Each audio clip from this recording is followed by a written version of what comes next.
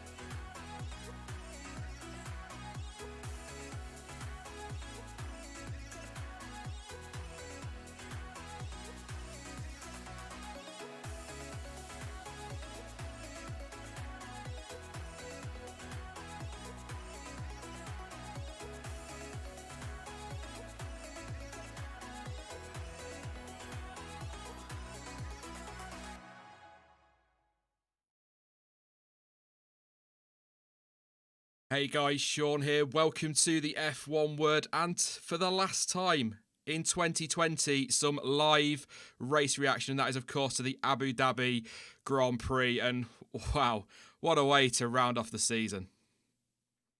I'm going to level with you right off the bat. This is going to be a relatively brief race reaction, and we'll probably just focus on talking about the season as a whole a little bit later in the stream, because to be honest, there are a few little bits worth talking about, but not really an absolute thriller. And I kind of wish Sakir was a race finale, but we can't moan too much because, let's face it, we're just lucky to get any racing this year. But doesn't really. Yeah. Anyway, race results. We'll come to you in chat as well for some good Q&A later, because obviously we've got plenty of time to fill. That is your result for the Abu Dhabi Grand Prix. Max Verstappen was the winner. Great way to finish the season for him. Valtteri Bottas in second place. Lewis Hamilton third. Alex Albon fourth. Actually, got to say, really, really chuffed for Albon. I think Christian Horner nailed it when he said possibly his strongest overall weekend for the team. Always had podiums this season, but probably overall, if you take into account qualifying, his strongest race so far. So well done to him for that. He's probably in the car anyway next season, but that gives Red Bull something to lean on, I guess, for next year. Consistency next year, please, Alex. Lando Norris in fifth place. Carlos Sainz sixth. Vital for McLaren. Congratulations to them for securing third in the Constructors' title. I said it on Twitter, just a step closer to where they belong. Well done to McLaren. So happy for them. Daniel Ricciardo gave it everything, really, in seventh place. Pierre Gasly, one of the shining lights of that race for me in terms of overtaking, at least. In eighth place. Ninth for Esteban Ocon. Nicked it on the last lap from Lance Stroll. Daniel Kvyat in 11th. Kimi Raikkonen 12th. Charles Leclerc 13th. And Sebastian Vettel 14th. There you go, Seb. You can go home now. It's all over. 15th for Russell. Real bump back down to earth for him this weekend. 16th for Giovinazzi. 17th for Latifi, 18th for Magnussen in his final race before he heads off to IMSA, and then Fittipaldi in 19th place. And Sergio Perez was our only retirement. To be honest, that's probably all you need for the race reaction. I'm maybe exaggerating a little bit, I don't know, but it was far from a classic. But good afternoon, Jonty, mate. I mean, not really brilliant, but it was a race. It was. Kind of. Was it a race? It was more like a time trial. There wasn't really much action on track.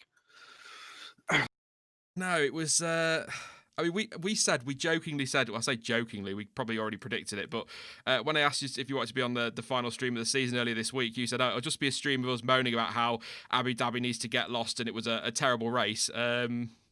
Yeah, you were right, mate, which is pretty much standard, really, let's be honest, but... Yeah, not brilliant. I was hoping for a thriller to end the season, but at least, like I said, at least we got racing in this year. And I think, if I'm being honest, as flat as this race fell, at least the rest of 2020 more than makes up for it. Oh, definitely. I mean, it's a shame that we had to end on such a after we've had so much drama and so much excitement all year. Yeah, I don't really know where to start or what to say. I mean, first of all, I suppose Max Verstappen, pretty faultless all weekend, wasn't he? Bit of a shock yesterday to see him take pole position, but really solid race today. Kept it clean, dominated really. Mercedes had no answer. Some talk that Mercedes had turned their power units down because of the MGUK concerns they had, but can't really fault Max Verstappen today. Can't really fault Mercedes. I mean, whether they've turned it down or not, they didn't really do anything wrong, did they? Reacted to the safety car or the virtual safety car when Perez pulled over to retire. Not really much to say. I'm kind of a little bit gutted they didn't perhaps... I think commentary picked up on it, do something different with Hamilton or Bottas to maybe give us something to get excited about. But as I said in commentary, as a team decision, as a team strategy, not just pitting and getting some fresh tyres on to go to the end just made sense, didn't it? You can't really fault that. But I think I'd have liked to have seen Hamilton maybe stay out and see what he could do.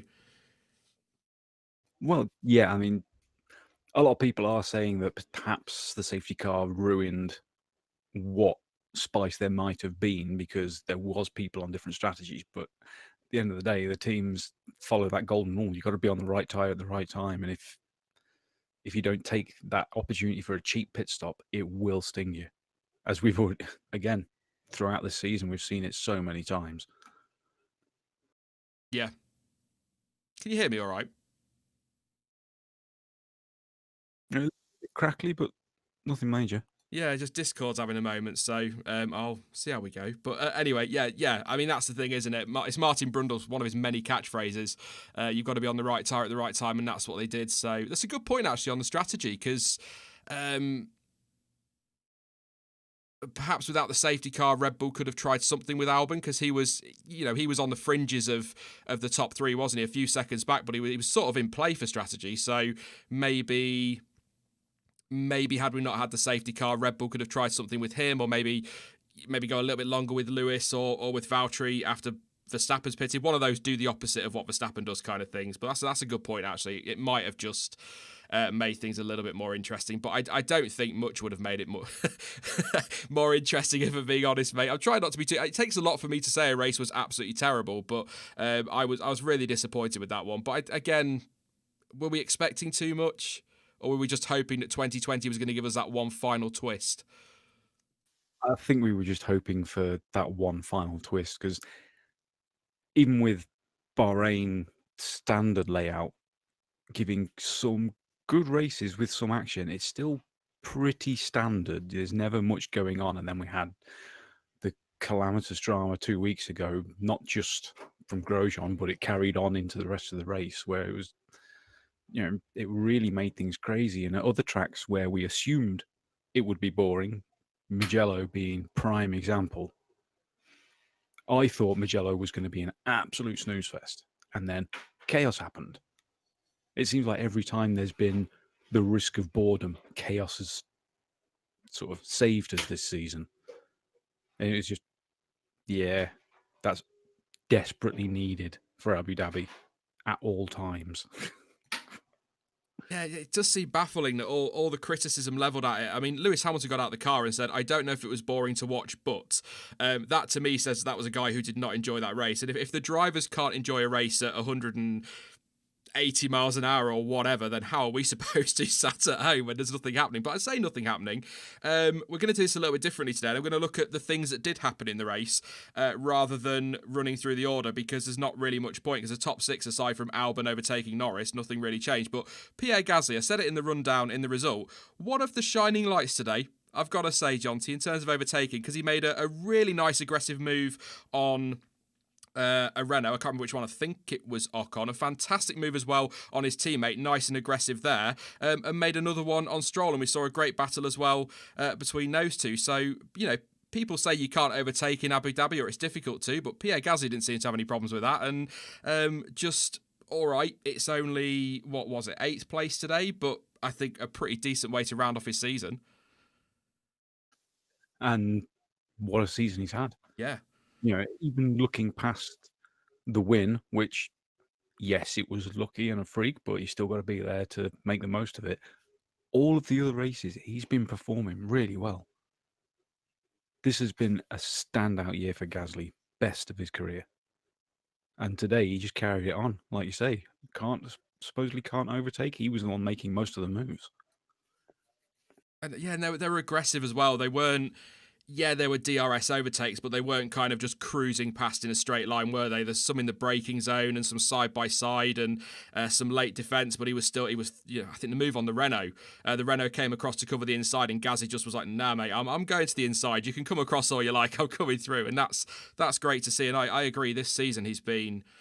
I think if Sergio Perez had just had a normal season, Gasly would be driver of the season for me. But I think Sergio Perez, we'll talk about that later, has been just absolutely mega. Get one in nice and early this season. So yeah, I think Gasly was a shining light, and it was important that we kind of enjoyed the few overtakes we did get. And we also had a nice little battle as well between Albon and Norris briefly, didn't we? Which Albon came out on top of, which he needed to. I mean, just on Alex Albon, he got the move done relatively early, didn't he? But I was expecting him to pretty much cruise up to the back of that McLaren and breeze past, to be honest. I'm not going to criticise him too much, because I actually think, and I said it at the start, that this has been Albon's strongest overall weekend in that Red Bull. It doesn't say a lot, bless him, but I think it has been his strongest overall weekend in the Red Bull. So I don't want to criticise him too much, but you'd expect him to have got past. If Max Verstappen was behind Lando Norris, it'd have been done 5 laps earlier or whatever, wouldn't it? Yeah, probably. I mean, I've been sat trying to decide whether this was a good showing from Albon or not, because in theory, it is. Fourth. He's finishing the exact position where in reality he should be, and Red Bull should be expecting him, but 30 seconds behind Max, and that's not from a full race distance. It's one or the it's 6 and 1 half dozen the other, and I'm really, really struggling to decide which it is. I think he should have been a lot closer, to be honest.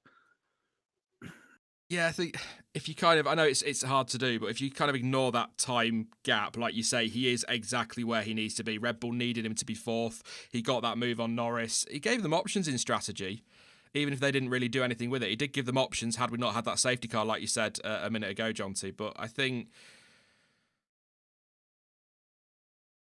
he was closing Hamilton down towards the end. How much of that was tyres? How much of that was him pushing hard? I think, quite frankly, he could have stuck it in the wall in turn one. That would have been a hell of a crash, actually, wouldn't it? Because quite a distance you've got to travel. But you know what I mean? He could have retired in turn one after a drive mistake, and I still think he'll be in that car next year anyway. So I don't think it really matters. But it just shows that at the very least he can be in that fourth place that they need him to be in. He's just got to do it consistently next year, because that's what's been missing. We've seen moments where you go, yes, Alex, that's what we need. Come on. And then the next weekend he's been terrible, and he's not able to get that consistency, is he? He's not able to carry on that momentum. Is probably a good word, actually. He just needs that momentum. So in some ways, it's a good thing the season's ending for him now, because he can go away, get his head together, and again, I think he'll be in that car. It's just my opinion, but I think he will. It gives him an opportunity to go away and get his head straight, but in some ways, he could have maybe done with another race after this one to show that this wasn't just a one-off weekend. Yeah, I mean, I think he'll be in the car. Yeah. But then you've got Horner's words pre-race, which make me worry again. Because he said he's got... When was it? Was it Turkey? When he said he's got these remaining races to show what he's got and prove that he's worthy of the seat.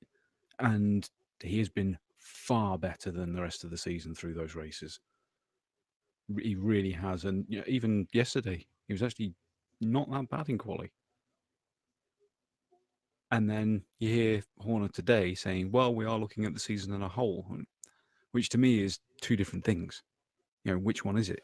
You can't give someone a flat ultimatum of this amount of time and then say, oh, but we're going to include all the other stuff as well. It's got to be one or the other.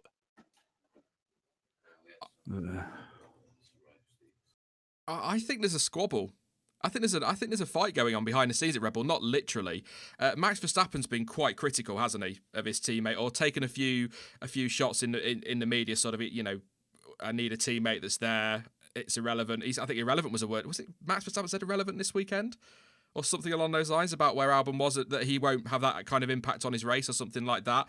You've got Christian Horner playing diplomat. You've got Helmut Marko keeping oddly quiet, still saying his little bit, but keeping oddly quiet and saying these are our options for next year. I think, you've got the Thai ownership. You've got Dietrich Mateschitz apparently is a fan as well. So I think you've got this political fight going on behind the scenes where you've got one side of Red Bull that the people at the top want Albon to stay, but I think you've got Marko and maybe Verstappen as well, and Horner saying, yeah, but we need somebody like a Perez who can come in, use that experience and back Max up to do what Albon did today every single week. And I think that's what this is going to come down to. And Christian Horner said on Sky, the decision won't be long.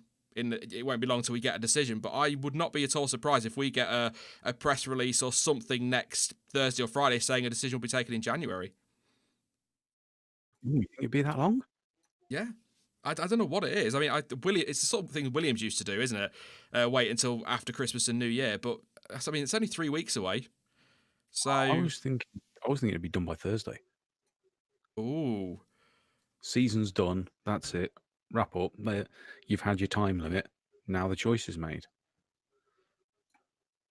Lucas in chat. Sorry, Jonty. Lucas in chat saying, according to Spanish TV on the pre-race, Perez to be announced tomorrow. You see, well, I think it'll be Albon, but whoever it is, I was definitely expecting to happen this week by Thursday at the latest, and on the same day have Tsunoda announced at AlphaTauri. Interesting, because I do think the Tsunoda announcement has been put off because they don't know what they're doing with Albon yet. or they've not announced anything and they don't want to throw any more speculation out there. But you wanted Sean versus Jonty back. There you go, Jonty. We've got it. You say Thursday. I reckon possibly, I wouldn't be surprised to see the new year, but I would say that with Christmas a week on Friday, I think it is, isn't it? A week on Friday. If we haven't heard anything by the end of this week, it's not going to be till New Year, because they're not going to announce it Christmas Eve, are they? That's not. F1 teams need to go home and just breathe. So, I mean, we'll keep an eye on the news tomorrow. It would be interesting. Granny Annie saying they said before Christmas, so maybe you're right, Jonty. They'll probably announce it Thursday at 11:59 p.m, and then you could just drop him a DMs and be like, I told you. You need to start listening to me, boy. Boy, well, I'm about 4 years younger than you.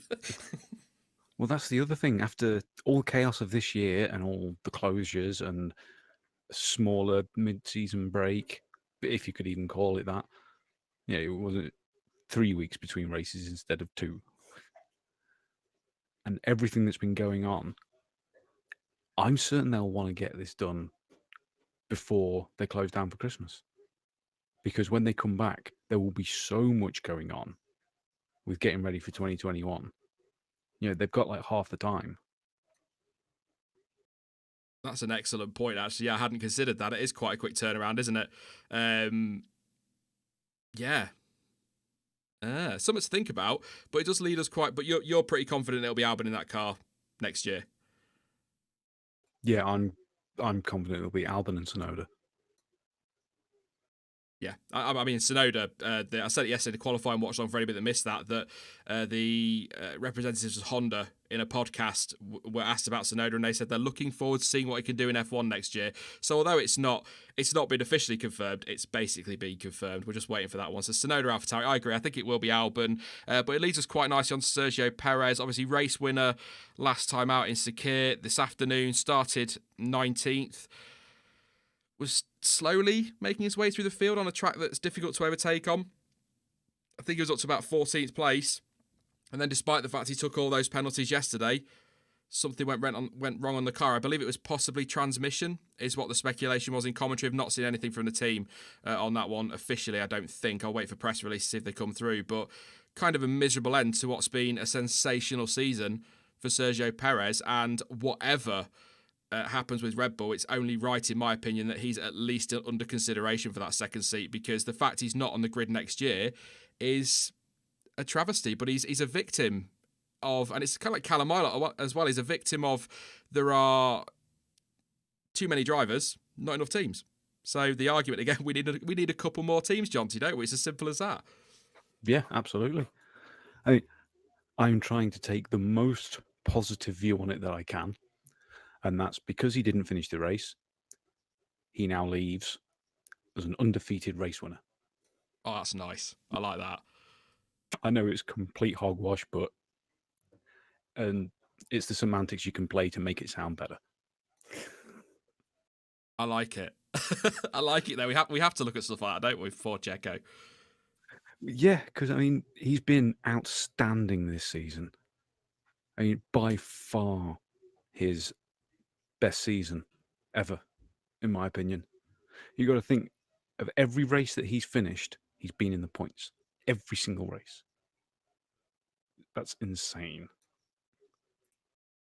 Yeah, not just statistically his best season, is it? Just in terms of performance on track, he's looked like an absolute machine. And again, Titer in chat saying there, can we stop blaming Red Bull for not signing Perez when Racing Point decided to sack him? I don't know if that's response to someone in chat, but I actually said this last week in the race reaction, that there's a lot of frustration aimed at Red Bull with this. But the only reason he hasn't got a seat next year is because Racing Point terminated his contract. So if Red Bull choose not to sign him, that's not Red Bull's fault he's not got a seat. It's Racing Point's fault he's not got a seat. And today, quite frankly, everything fell on Lance Stroll and he didn't deliver. He had to pick up the points to secure third in the constructors and a lot of money, and it wasn't good enough from Stroll today. I'm not interested in, his tyres were going off or anything like that. Everybody's tyres were going off and everybody just got on with the job they had to get on with. Even Alex Albon, for God's sake, managed to do the job he needed to do today. So when you look at that from Lance Stroll, the argument to me is that it should be Vettel and Perez in that team next year, but we know that is not how decisions are made in Formula One. It's the same with Albon. It's not all going to come down to performance. Not every driver decision is made on performance. If it were, then we'd have a very different looking grid. there are a lot of politics at play. And of course, Lawrence Stroll is one of the top dogs at Racing Point. So Stroll was never getting booted out. But that's where I mean, when I say this, I don't mean hop on Twitter and start abusing the admin. I don't mean it like that. But frustration should be aimed at Racing Point and not Red Bull for this. It's not Red Bull's fault. Yes, Red Bull could save him if you like, but it's Racing Point and the reason why he's unemployed. Yeah. It's crap, but it's life. Yeah. You have to be, at some point, you've got to stop and just say, yeah, well, that's what happens in F1. Sorry. I think you made the point on Twitter the other week. How many, talking about drivers not being on the grid that should be, I think you listed like Verline, for example, and Nico Hulkenberg and people like that. There always seems to be one every year or two, doesn't there, where we all go, well, that's a travesty. That's an absolute travesty. I think it feels worse because Perez has been so good this season and throughout his career. Probably if you just remove his year at McLaren, he's been such a fantastic driver, punching well above his weight. And I just think he is the perfect driver to sit in that Red Bull alongside Max Verstappen. But as I say, and I think if it was purely on performance, Red Bull absolutely would sign him. But these decisions don't come down to purely performance. There's politics, isn't there? There's sponsors and all that kind of thing. So I don't know. I hope that's not the last we see of him because it is. I like the way you're looking at it, Jonty, but it's still. It sucks that, and you could see in his frustration that he's pulled over and retired just a few laps into his final race with a team that people say Lawrence Stroll is the reason that team's alive. It's actually Sergio Perez, isn't it? It's all down to Perez. Yeah. He's not just responsible for saving the team, but if you remember in the process of doing it, it was about 3 weeks, maybe. Possibly a bit less, possibly a bit more. We couldn't know any of the details for legal reasons. So for all of that time, he was the biggest villain F1's had for decades. And then when all the actual details come out and of what he had to do to force all the financial stuff through to make it happen so that the team could be bought out and saved, he's the hero that saved hundreds of jobs and the team itself. He put his whole reputation on the line. And then they do that to him. Probably the biggest betrayal I've known of in F1. Wow. Yeah. But again, like you said a bit ago, that's kind of life, isn't it? That's the way it seems to work in Formula One. The world isn't fair, but Formula One certainly isn't fair, because if it was, then Perez would absolutely. We wouldn't be talking about Perez being on the grid next year. We know he would be on the grid next year, but I'm gutted for him. I was hoping for a great performance today. He was starting to show that sort of coming through the field he could do, or he might do, but it didn't really work out that way. But the team, I feel for the team in some ways. But at the same time, and this is going to sound really harsh, so sorry to anyone listening later or anybody in chat when I say this, but at the same time, I'm glad McLaren got third, because it kind of, today was a reminder to Racing Point of what they're letting go. And if Sergio Perez isn't in the race or isn't on form, they're going to struggle to challenge for that third place, because Stroll today, P10, not good enough in that car. I know, and people get, they lost 15 points at the start of the season. So... there are other variables in there as well. Sergio Perez at Silverstone, had he been there, they could have been challenging for podiums there, and we might not have even had a fight for third in the constructors. But it might be harsh, but I kind of look at that and think, well, he's leaving, you've let him go, and without him, let's just hope Sebastian Vettel can drop in that car next year and find some form again. Am I being harsh, Jonty? I'm not sure. No, it's not harsh. It's just how it is. I'm finding it very difficult to be anything but pragmatic at this stage, because half of my brain is liquefied from watching 55 laps of that. Yeah, I mean, I don't hate Racing Point. It's. I think I'm in quite a large group of the fan base when I say it's one of my favourite teams, because when they were Jordan, they were always punching above their weight. They've always been the underdog. I think we've had this conversation before, haven't we, Jonty? About how much we like that team. I'm not having a go at them. I'm just saying, look, you haven't got third, but the reason you're fighting for third is Sergio Perez. That's kind of what I'm saying. So there you go. I don't know, but they were found guilty of breaching rules, weren't they? So, or sort of technically. Look at it this way. If it had been the Hulk in that car all year, they'd be a clear third. Now, I don't want to hate on Stroll. I think he's got some very good talent, and he's certainly got a niche of skill where he's right up there. But not all the time and not everywhere.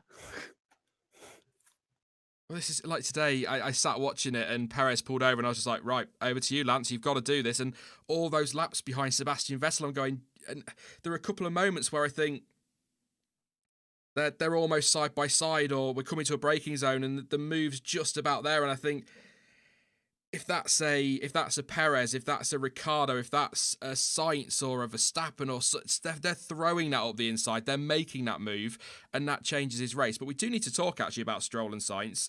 Sainz is under investigation, or he was. I'll check Twitter in a minute, but he is under investigation for apparently driving unnecessarily slowly in the pit lane. Racing Point weren't happy. Lance Stroll didn't really make much of it in his post-race interview, it must be said. It won't change anything if Sainz gets a 5-second penalty or anything like that, because it's still enough points with Lando Norris 5th, and Sainz, even if he dropped to 7th, would still be enough. In fact, 8th would probably do it as well. So it's not going to change anything. But the replays we saw, there didn't seem to be much in that, but apparently there is more to it. Apparently a little bit later down the pit lane, he does back off quite a bit more. I don't know if you've seen the full replay, Jonty. I haven't, and it never came on the world feed, because we only saw them just arriving in the pit lane, and that was it. Yeah, and if you base it on just that replay, he did nothing wrong, did he, really? I didn't see anything wrong there.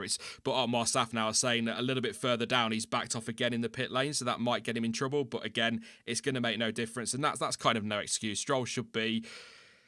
Oh, here's words I didn't think I'd be saying at the start of the year. That Racing Point should be breezing past that Ferrari.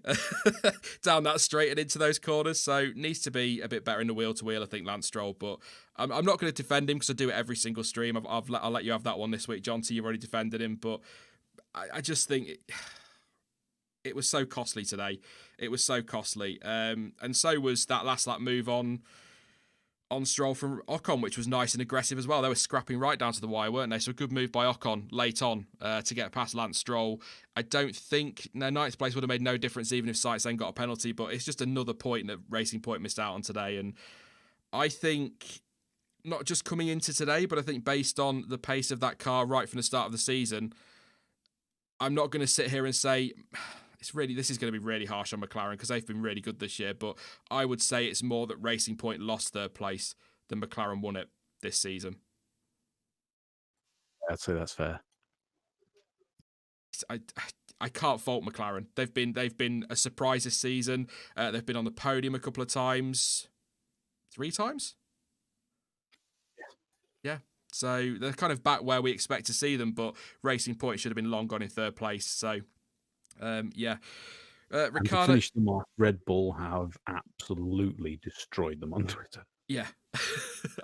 I've not seen... They've been doing it for a while, haven't they? No. This was just about 8 minutes ago.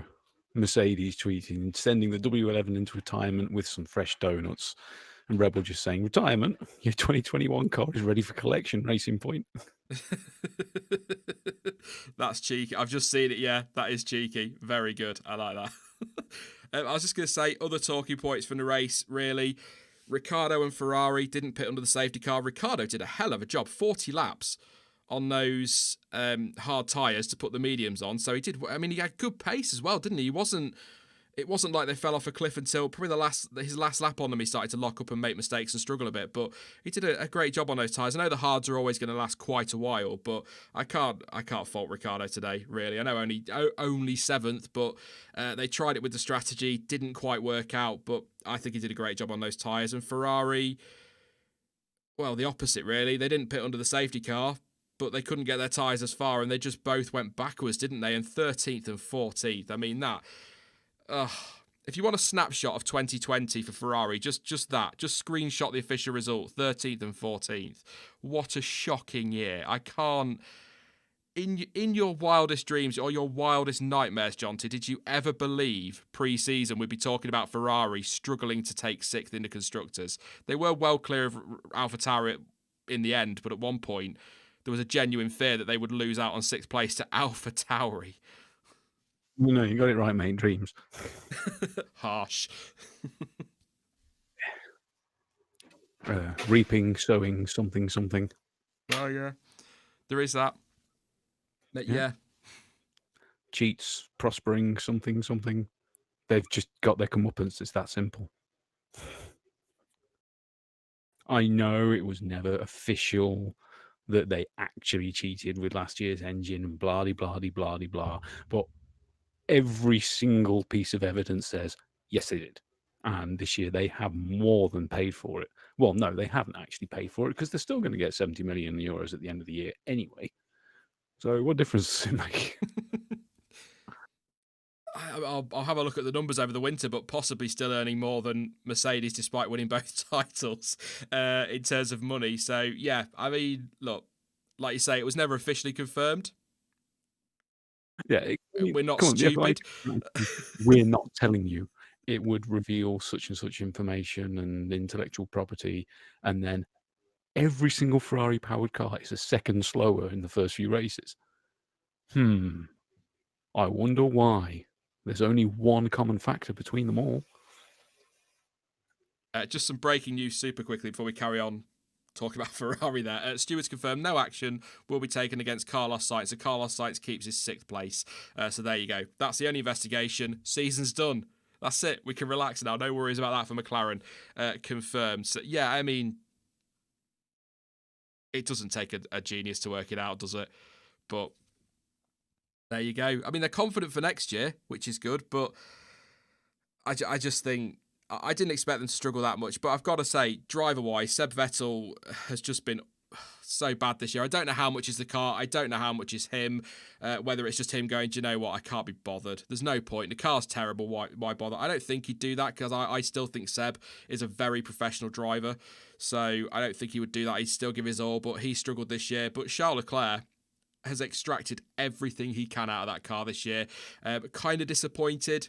Again, nothing against the drivers that have jumped ahead of him. Sainz and Albon, I think, in the table, but I'm kind of disappointed he dropped those couple of places in the standings because I think P6 in that Ferrari would have been incredible, but even P8 in the standings is still such an achievement. Nearly 100 points, 98 as well, so I've said it before.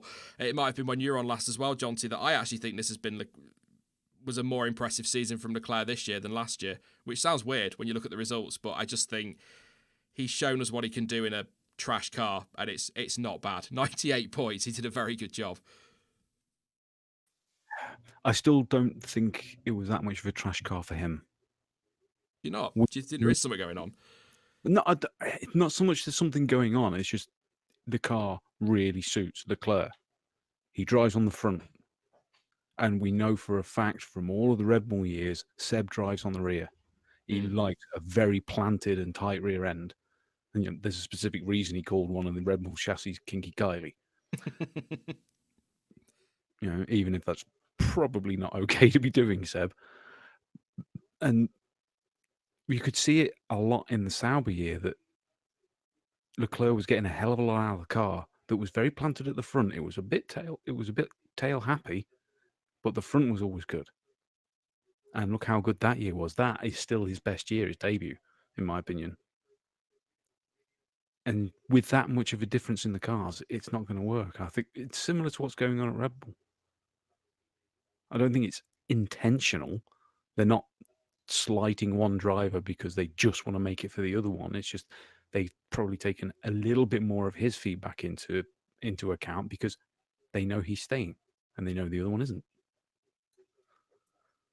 Yeah, not intentional in the sense that they're not deliberately making the car bad for Albon. They're not deliberately making bad for Vettel. They're just building around their number one driver, aren't they, for the future? Verstappen is the lead driver at Red Bull and Leclerc. Because that's what I've said all year about Ferrari is that I don't buy into the rumours that Ferrari are giving Seb a terrible car on purpose. I just think that if a driver is leaving, as you've just touched on there, why would you build a car around Vettel for the future? There's no point, is there? So they're going to say to Charles, oh, how do you like it? And he'll go, well, I prefer it on the front, as you say, or I prefer this, or I prefer that. And they're going to build it to him rather than to Vettel. That's how I've always felt this season. I don't think this isn't. Maybe same with any team. Maybe if they were higher in the standings, there might be some favouritism towards towards Leclerc, deliberately trying to trash Vettel or something? I don't know, but what would Ferrari have gained? Just to answer those conspiracy theories, what are Ferrari gaining giving Seb a deliberately terrible car? They're not, are they? They needed every point they could get this season to get that 6th place in the constructors. So I didn't buy into that from day one. I still don't. And I agree with you, to be honest, mate. See, again, I think that goes all the way back to the engine issue. They Yeah. knew they weren't going to be competitive this year. They knew from November last year. So make the most of it. We know from that they knew Seb wouldn't be around for 2021, so they can build up their new Tifosi hero in Charles, who is practically Italian, being right next door anyway. He's much more of a hero for the Tifosi to go nuts about, and because he's young, because of the history, the story that he's got. I think it just feels like a very Ferrari thing to be doing. They're not deliberately being down on Vettel and trying to make him look bad. That's how it ends up looking to us from the outside. Collateral, if you want to call it. Yeah.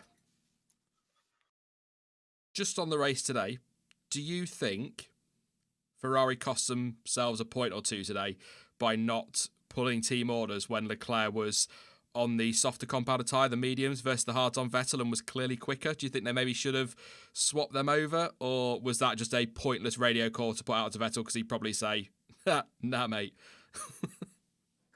If he'd been on the mediums, yes. But on the softs, it was kind of pointless because he'd have only scampered off for 6 to 8 laps anyway, and then he'd have been pitting. Well, Leclerc was medium and Seb was hard. Giggity. Oh, you said soft. I couldn't remember. Sorry. I was just checking it then. I was like, I'm sure he wasn't on the soft. Yeah, you confused me. You do that on purpose, I swear. I do it all the time. Maybe they should have then. But would it have made that much difference in the end? He might have got 12th. No, because he still would have had to pit again. Yeah, true. And those hards last for ages with decent pace. So the amount of time that you'd have lost. I'm just wondering if Leclerc might, on those mediums with that pace, might have just got up the road a bit, and then when the safety car came out, could have pitted for the hards and not lost much time. I think it was like 8 seconds was the time lost for a safety car pit stop today. So if he'd have got 9 seconds up the road from Seb on those mediums, if they'd let him go while he had the pace, he could have pitted under the safety car, put the hards on, and gone to the end, and maybe, yeah, like you say there, what are we? Maybe 10th if things went well, maybe, but. Yeah, then we go back to the same old thing that we keep saying and Brundle keeps saying. If he is that much quicker, why don't you just pass him? Well, yeah, true, but Abu Dhabi, innit? It's what was it? He commented a second and a half. You have to be a second and a half quicker than the car ahead to get a move done without DRS. So Mercedes, in theory, are the only ones that can overtake. Wow, I mean that is, I don't know. That's what we'll talk about super quickly. What would you do to Abu Dhabi to make it better? I'd knock that chicane out at 5 and 6 and have the run from sort of the second, sort of flat out second corner all the way to the hairpin. Obviously, it's difficult with a theme park behind it, but yeah, exactly. You'd have to move Ferrari world. Although I did have a suggestion from someone on Twitter who's saying, no, it's that simple. Just have the runoff go under the grandstand. That'd be a fun place to sit, wouldn't it? In the grandstand as a car goes crashing underneath you. Or on you. Yeah, true. It's all about that third sector, and you're right, that the chicane 5 and 6 is poo. So I think if they reversed that, it might do something. You got the sort of spoon-shaped hairpins on the Hanoi track. Yeah. If 5-6 went the opposite directions, so it was actually braking zone into a very wide open corner where they can go side by side all the way around it onto the straight. Yeah. I was trying to think it through in my head just on the third sector as well. Jacob in chat said explode the third sector is how you fix it. But in reality, I think the best option for Abu Dhabi, which will never happen because they want the bloody prestige of being the finale, which to me, being the finale is just as big a thing as being the opener. And if it was the first track, you would have all of the prestige of being the opening round. It would be better for the green angle that for Formula One keep trying to go, because Bahrain is right next door. And first race of the season, no one's 100% certain about the tyres or their car or any changes they've made between testing and the first race. So things are all a little bit more unknown and a little bit dicey, and they want to be a little bit careful with the power units. And then there could be a lot more excitement to it. I just find it weird, because when you look at the circuit, you think, well, it should be good for overtaking, but then it just doesn't do anything, and you think, oh, for God's sake, what? And it kind of every year sends you into the winter on a downer, and I hate that. I hate doing these post-reaction streams for Abu Dhabi every year that I've been doing them, because it's like we end up just having to talk about the season, which is fine because it's been a great season, but you want to talk about the race. That's the point of a race reaction, but I've kind of gone through all the points that kind of were worth noting in the race. So have I missed something, Jonty? Obviously, we've already talked about Sainz as not really. He hasn't got a penalty, so that's good. We've talked about Gasly's overtakes. We've talked about Verstappen asking why Mercedes didn't split their strategy. We've talked about Ferrari and their calls. Ricciardo's incredible tyre stint. Ocon's last lap move. The fight for third been decided in the constructors. Have I missed something major in that race? Talks about Checo as well, of course. The golf cart that picked Checo up had antlers on it. That was awesome. That was cool. Was the tinsel as well? I saw lights. There was definitely lights on there. Yeah, there was definitely lights and tinsel as well. Yeah. There you go. But let us know in chat if there's anything that you really want us to talk about from this race that we've missed. Please do ask away in chat, and I'll keep an eye on it while we're waffling away. But while we're kind of waiting for anything to come in. Oh. Yes, sorry. Gio, sort of for the first quarter half of the race, he was really racy and feisty. He was genuinely quick. He kind of disappeared again in the second half, and I don't know why. But he looked awesome. I was loving that, and that's the feisty Gio we saw in Feeder Series. Where's that been all year? Yeah, that's a fair point. Also, I mean, obviously not a great result in the end, but a very good weekend for him because he out-qualified Kimi yesterday and won the qualifying battle, didn't he? So, I mean, that's... I asked you yesterday, I was writing a script for my Alfa Romeo thing, I was like, mate, how do you sum up Alfa Romeo and Kimi Raikkonen's season? And I think we both just kind of agreed that, you know, the car's not great, the engine's, possibly even the other day that conversation, but the engine's not great, so we can only really look at how the drivers have done versus each other, and Gio's done a very good job in that respect. He's been right there with Kimi all year, and I think he's been solid. So I never really expected much from Gio. I think that's something we agree on. When he first got the seat, we were like, oh God, really? Didn't really rate him, but I think he's actually done a decent job, and this year he's given 803-year-old Kimi Raikkonen a real run for his money. Yeah, at times. It's a hell of a feather in the cap to beat Kimi in the qualifying battle. And thank you, Danny. He stayed out during the safety car, so obviously just went backwards and never recovered from it. A couple of people pointing out actually lead Ferrari as well, Kimi Raikkonen today, which he was. So there you go. There you go. I think that's, I mean, look, we'll talk a little bit about the season because I'll tell you what we'll do first. Let's talk about the drivers that are leaving us at the end of the year. Pietro Fittipaldi, bless him, probably not done enough in those two races he's had at very short notice. I think he's done all right. To get to the end of both races is probably what he needed to do. He's probably not done enough to turn any team's heads for the future, but given he's not been an open wheel car for at least a couple of years, I think actually he's done a pretty stellar job, actually, to be fair to him. Losing Kevin Magnussen, I'm a little bit gutted about that. I'm not going to lie. I'm not going to go off too much about it because I've got it in my my Haas video, but I'm going to miss him because I think he's a bit of a dying breed. I just do. Yeah, that's the perfect phrase to use him. I don't necessarily like and agree with the way he behaves on track sometimes, but you can't deny that he brings some excitement. It's just, he is aggressive. And to be fair to him, he has his moments, but for the most part, it's relatively fair. It's always on the line, but when he steps over, it's incredibly stupid and dangerous. I've said this before in my frustration with Kevin Magnussen video. That's how I've always felt about K-Mag. He frustrates me. But we should have known this, because right from his first race, he nearly had a massive crash off the line, didn't he? Back in 2014, losing control of his McLaren to end up finishing third on the track and second in the results after Ricciardo was thrown out. So I like K-Mag. He's quick, he's aggressive, he doesn't take any BS. I'm sure you can all remember the phrase that he used when he spoke to Nico Hulkenberg. You know, that's what I like. He's not a PR machine, is he? Well, yes, he is a PR machine, because that old adage that seems to constantly ring true, no such thing as bad press. True. And you're quite right saying he's one of those. It's way kind of different to Max on track. Like Max and K-Mag are always on the line. However, Max is often a little bit over it, like every other race. However, once every 10 races, K-Mag jumps so far over the line he can't see it anymore. Yeah, the one that will always stick out in my head was with Gasly in Baku. Yeah.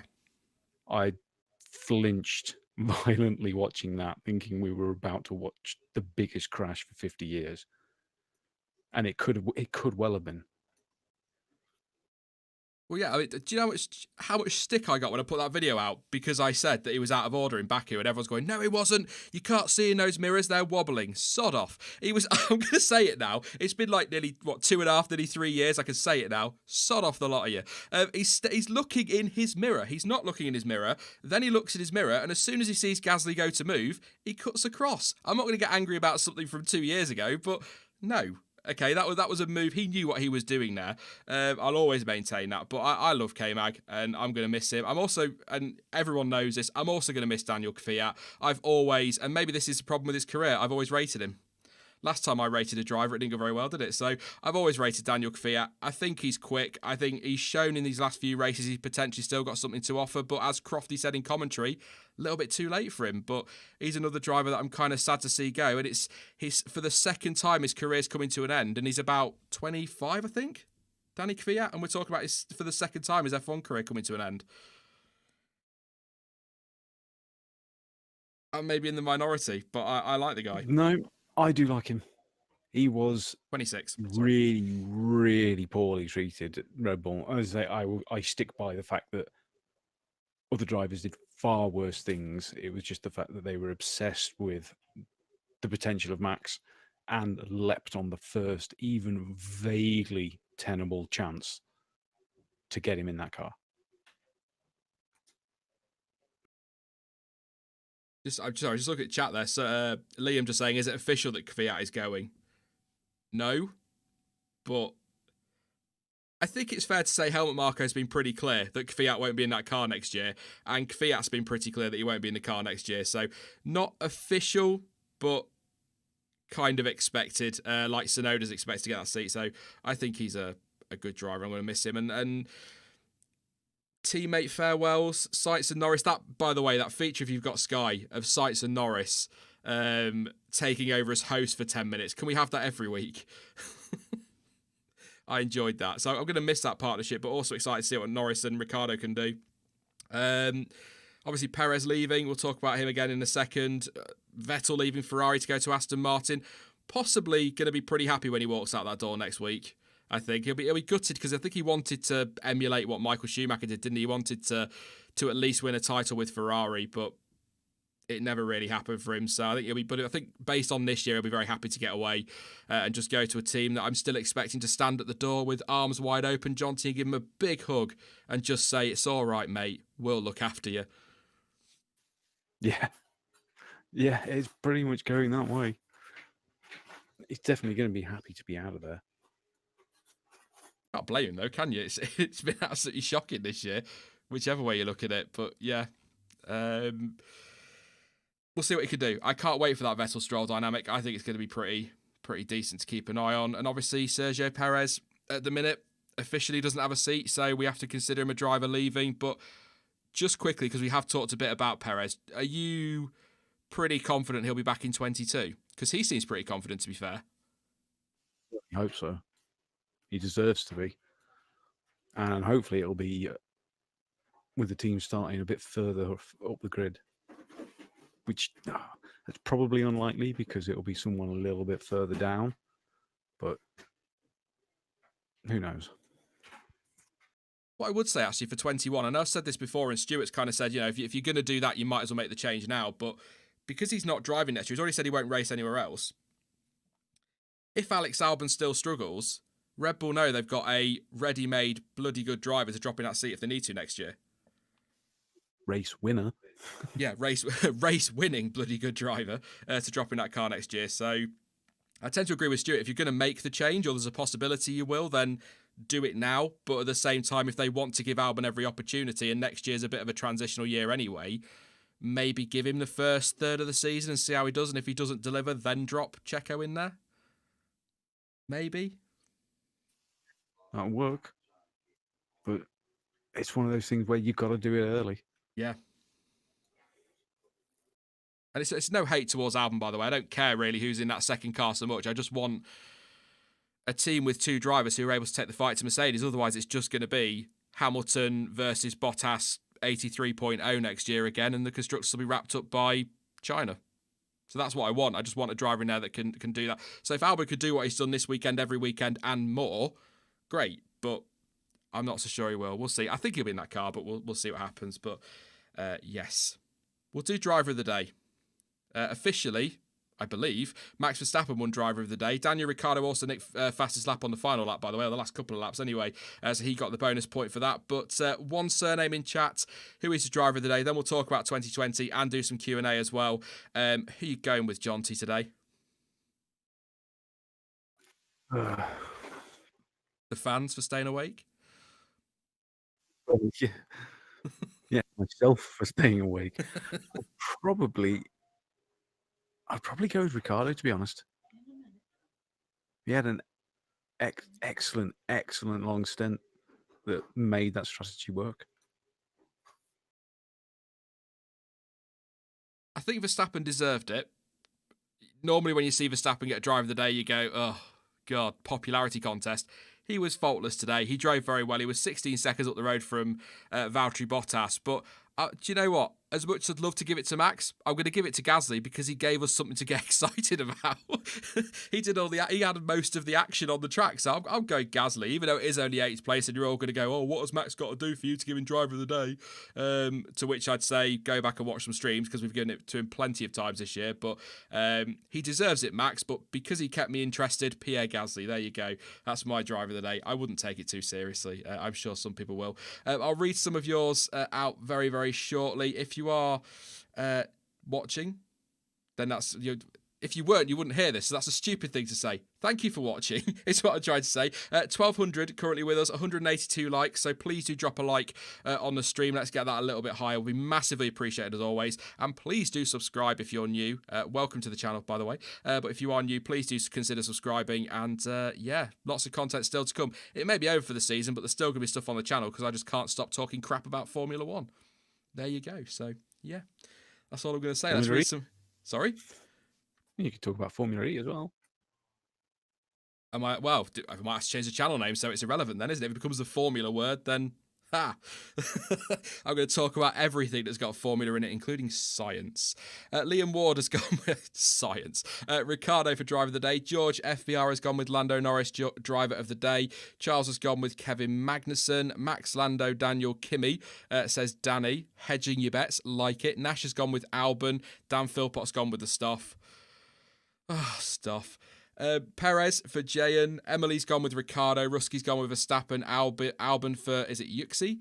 Let's go down a little bit further. Nathan's gone Verstappen. Gaming with Steve says Seb. Ben's gone with Verstappen. Glenn's gone with Ricciardo. Ricciardo as well for Vedant. Jamie said Max. M7 Movies has gone with Verstappen. Jackie's gone with Albon. A lot of love for Max from Carola Alexander. And there was one other I saw a minute ago and it's just disappeared. Munro, there you go. Luke says Albon Ricciardo for Zine. David's gone with Daniel for sure. 2 right. Astro Stevo's gone with Ricciardo. Honey Badger says Seb. Jackie's gone with Albon. Bobby Rick says Shivam. Oh, Bobby Rick. Rusky's gone with Stroll. Seb for Ricky. Couple more. Stop Hammer Times Table. Max. Stop Hammer Times Table. I like that. Rasmus goes with Ricciardo. And anybody different? Escape there, I think, went with Norris. Yeah, Escape MCP went with Norris. Russell for MD Games. And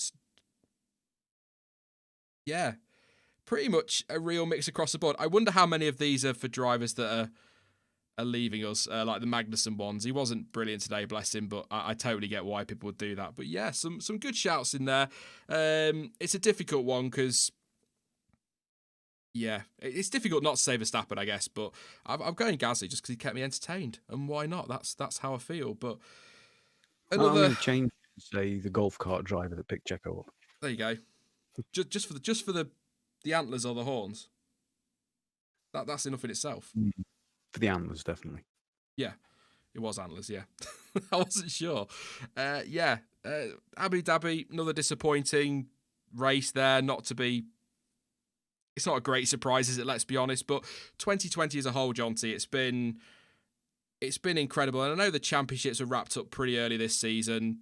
I'd argue as early as Styria, really. It seemed like it was all going to go one way. Mercedes for the constructors, Hamilton for the drivers.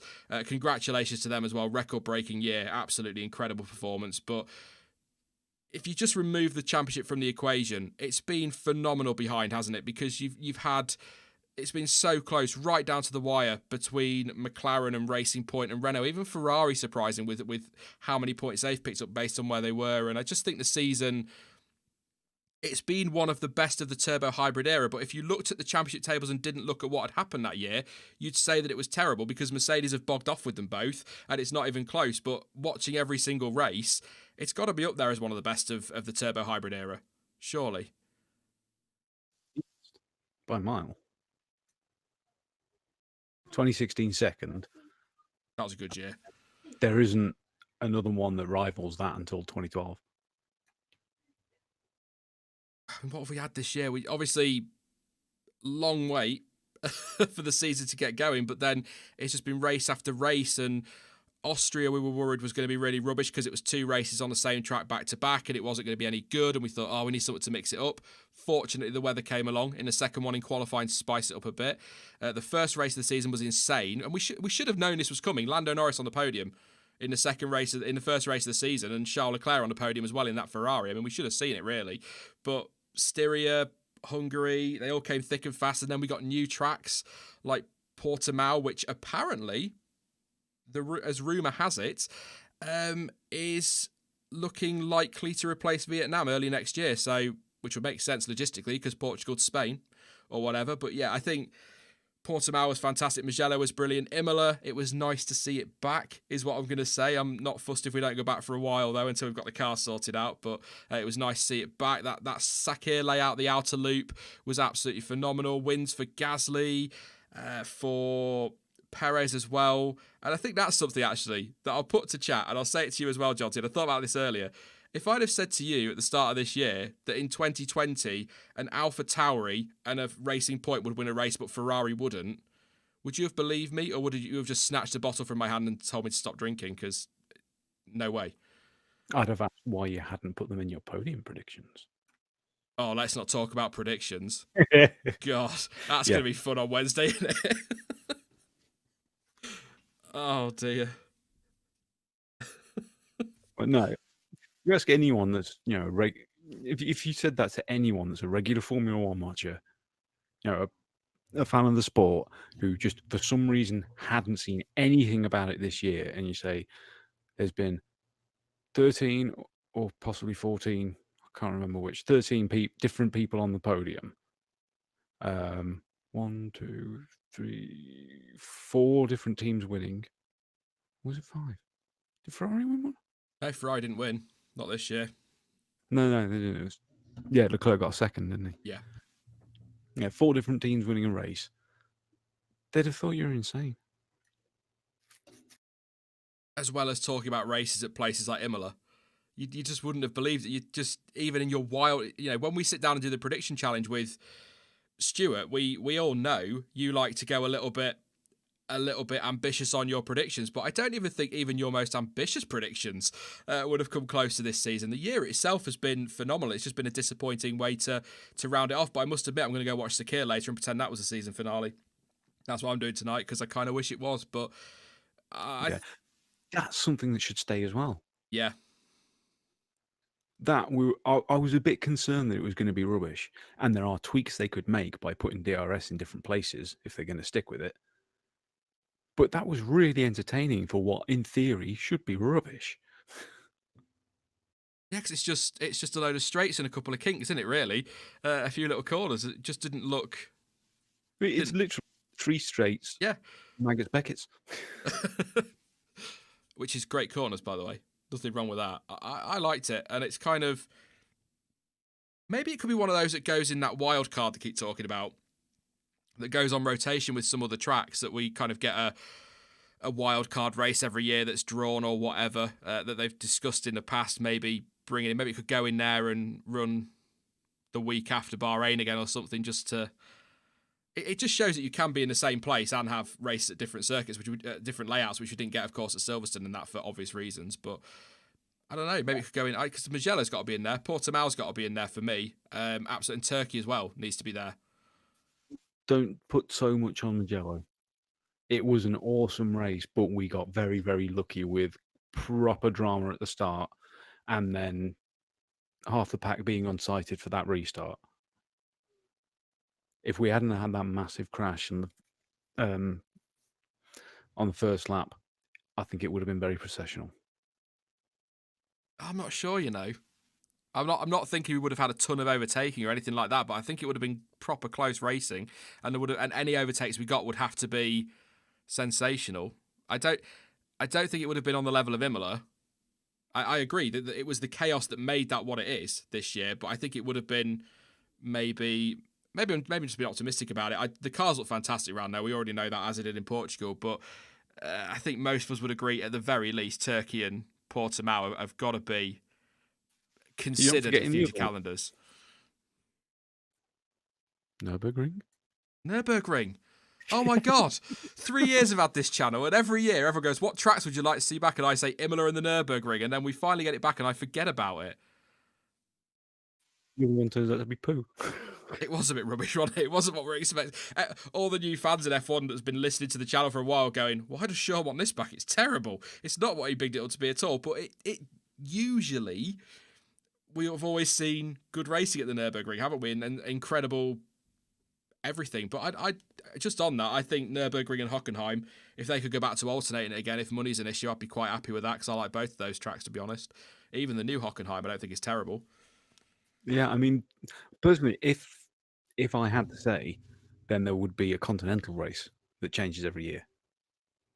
Yeah, along with the classics and some of the newer ones, there would be a European, North American, South American, African, and Australasian, Oceanic. I'll let the Deans argue about that one.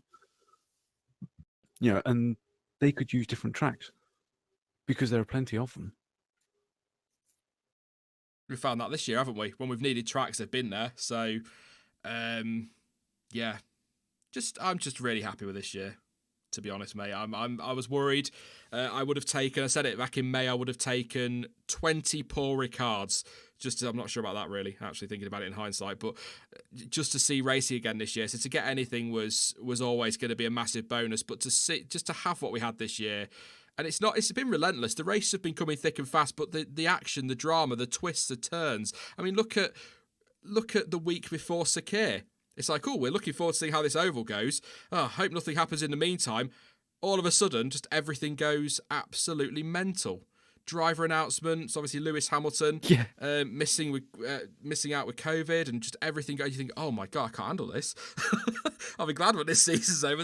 But that week kind of summed up the year we've had, and I think more of that, please, in 2021. I fear next year might be a little bit back to normal, because the calendar's going to be a bit more, in air quotes, normal. So I think we might see a bit more of a, the early stages, people won't go so aggressive because it's a longer season, isn't it? We've always, I'm trying to think who it was.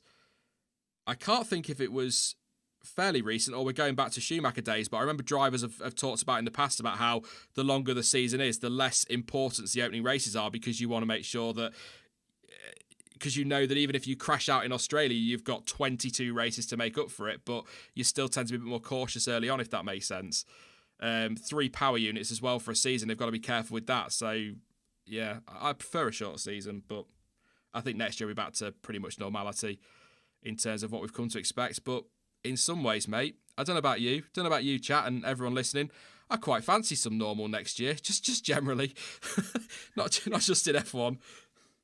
Yeah, but you do have to assume that they will be making sure several of these tracks they've used this year will be optionable at very short notice, just in case.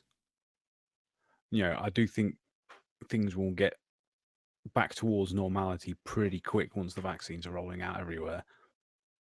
But there's still always that chance, especially in some of the lesser developed areas.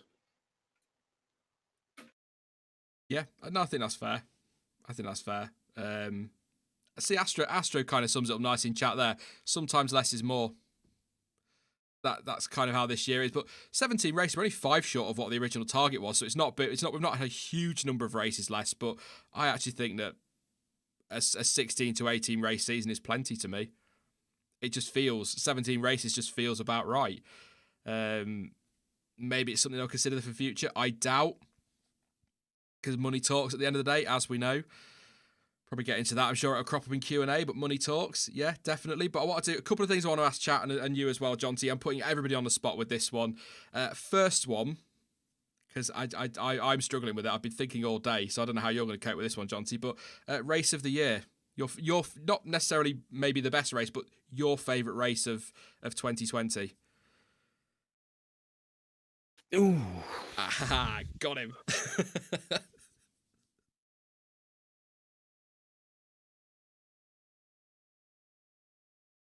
That's tricky. It is tough. There's been a lot.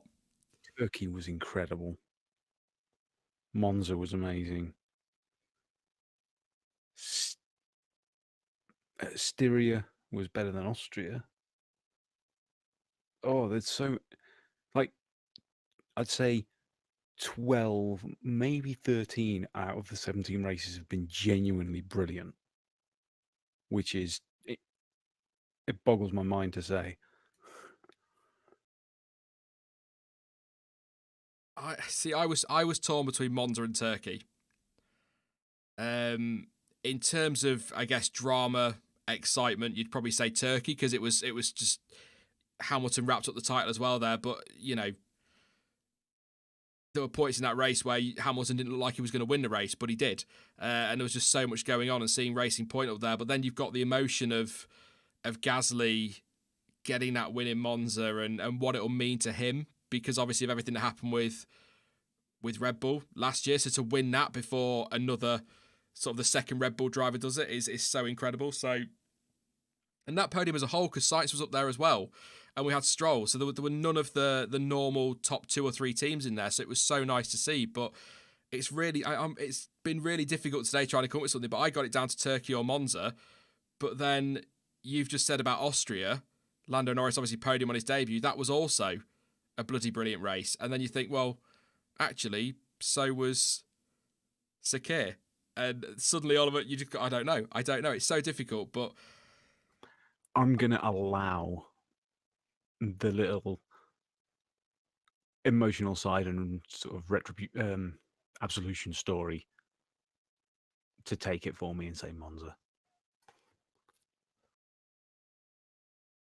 All of that crap that Gasly had through with the years at Red Bull, going up too early, getting kicked out, back down to Toro Rosso and rebranding the team this year, and then he gets a win. Yeah, I'll take that. I think that's what it is, isn't it? And that tension as well. I remember watching, as we all do, it was only like yesterday or something like that. So weird this year's been, but watching those final laps and Sainz closing him down, and you kind of, I don't know about anybody else, but I was so torn because I was like, it'd be great to see Sainz do this. I'd love to see a McLaren on the top step of the podium again. But then there's that redemption and you're going, no, Pierre, hang on to it. And then the next lap you're going, go on, Carlos. No, Pierre. I loved that. That's what F1 should be. Unpredictability and that tension and drama. And I loved Monza, but I keep thinking Turkey. Turkey keeps going back up in my head. But yeah. Yeah, you see, the thing with Monza is, like you say, and you got Sainz chasing him down at the end with so much pace. That's what gives it an edge over Sakir, for example, because once the last bits of drama happened, Perez wasn't really in much danger. No. So the end of it actually wasn't all that exciting, despite the chaos that had happened throughout the race. Monza, it kept the tension up right to the flag. And it was to the line, wasn't it? There was only, I can't remember what the gap was, but I think it can't have been a second. It may be a second at most. It wasn't a big gap, was it? So it was right to the line. So yeah, Monza, 0.4. There you go. So Monza, definitely love that one. I'll read a few of yours out super quickly. Sakir for Pranav. Davy's gone with Italy. KD's gone with Italy. Turkey for. I'm gonna do it again, Emily. But I'm gonna read your full name. Punky Pink 83, aka Emily, Turkey. Hey Ray goes with Turkey as well. Austria 1 for Daniel Philpott. Nash says Monza. A lot of love for Monza. Pedro saying the same there. Sakir's getting a lot of love as well. Jamie saying Italy. Rince said Turkey. Jackie says Monza. Austria as well. A few people saying that one. I think that's a fair shout. I enjoyed that one. Liam saying Monza as well. Sanita says Monza. Bruss says Turkey. Yeah, a lot of people going with Monza. Portimao says Shelley C. That was a fun race. The cars looked fantastic round there as well, didn't they? So Portimao can come back and remain. Well, so can Turkey. Turkey, Portimao, they're more than welcome on the calendar again.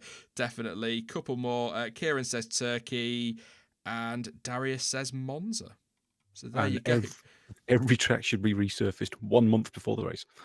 Yes, a month, a day.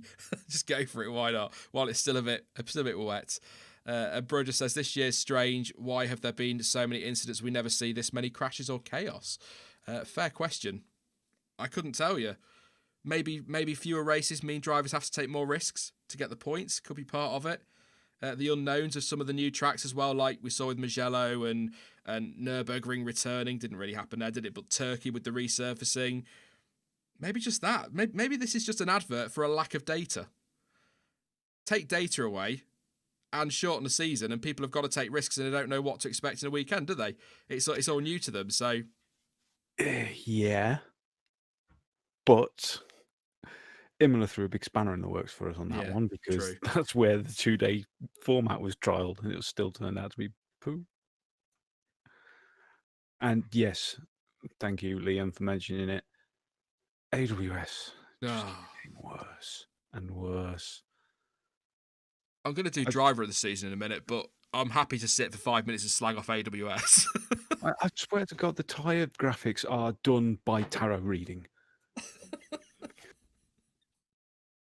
Well, they're not the ones that annoy me the most. It's sitting in practice, and then this graphic comes up and goes, here's the expected qualifying result. And I think, well, I won't bloody bother then. What's the point? Why take all of the unpredictability out of what is a predictable sport? Do you know what I mean? You go into some weekends, like, for example, Spanish Grand Prix next year, unless something mad happens, I guarantee you it's a Mercedes 1-2 and it's a boring race or a dull race. I guarantee it. Guarantee it. Please. I hope that's wrong. But you just know because of all the data they have. So it's a predictable race. The last thing we need is somebody going, this is the grid for tomorrow. This is the grid as it will be on. And then you get that stupid thing where it goes, unexpected result. What? Absolutely. I hate that one more than I hate any of the other ones. You know, I can tolerate the car performance scores, and I can tolerate the ones they do with sort of in fact, I think they're actually quite good, to be fair. The car development through the season, that's an all right one, but tyre one is terrible. But I don't need to know what happens in qualifying. I'll watch qualifying, thanks. It's one of the best parts of the weekend sometimes. It is trying to go too far into statistics. Everyone who watches sport tends to like statistics. All random silly things like Checo was the first Mexican winner since '65. Was it with Rodriguez? And things like that. But you can go too far with statistics. Because if you try and read everything on statistics, every human being on Earth has less than 2 legs on average. Because there is God. one without, it makes the statistic on average for everyone less than 2. It's taking statistics way too far. And in sport, like you say, unpredictability is the whole point. Imagine if you were watching the World Cup final and then a graphic popped up saying, this is how the next 3 goals are going to happen, and that actually happened. You're like, oh, well, thanks. That was great. I enjoyed watching that, knowing what was going to happen. It's pointless. It's utterly pointless. Don't need it.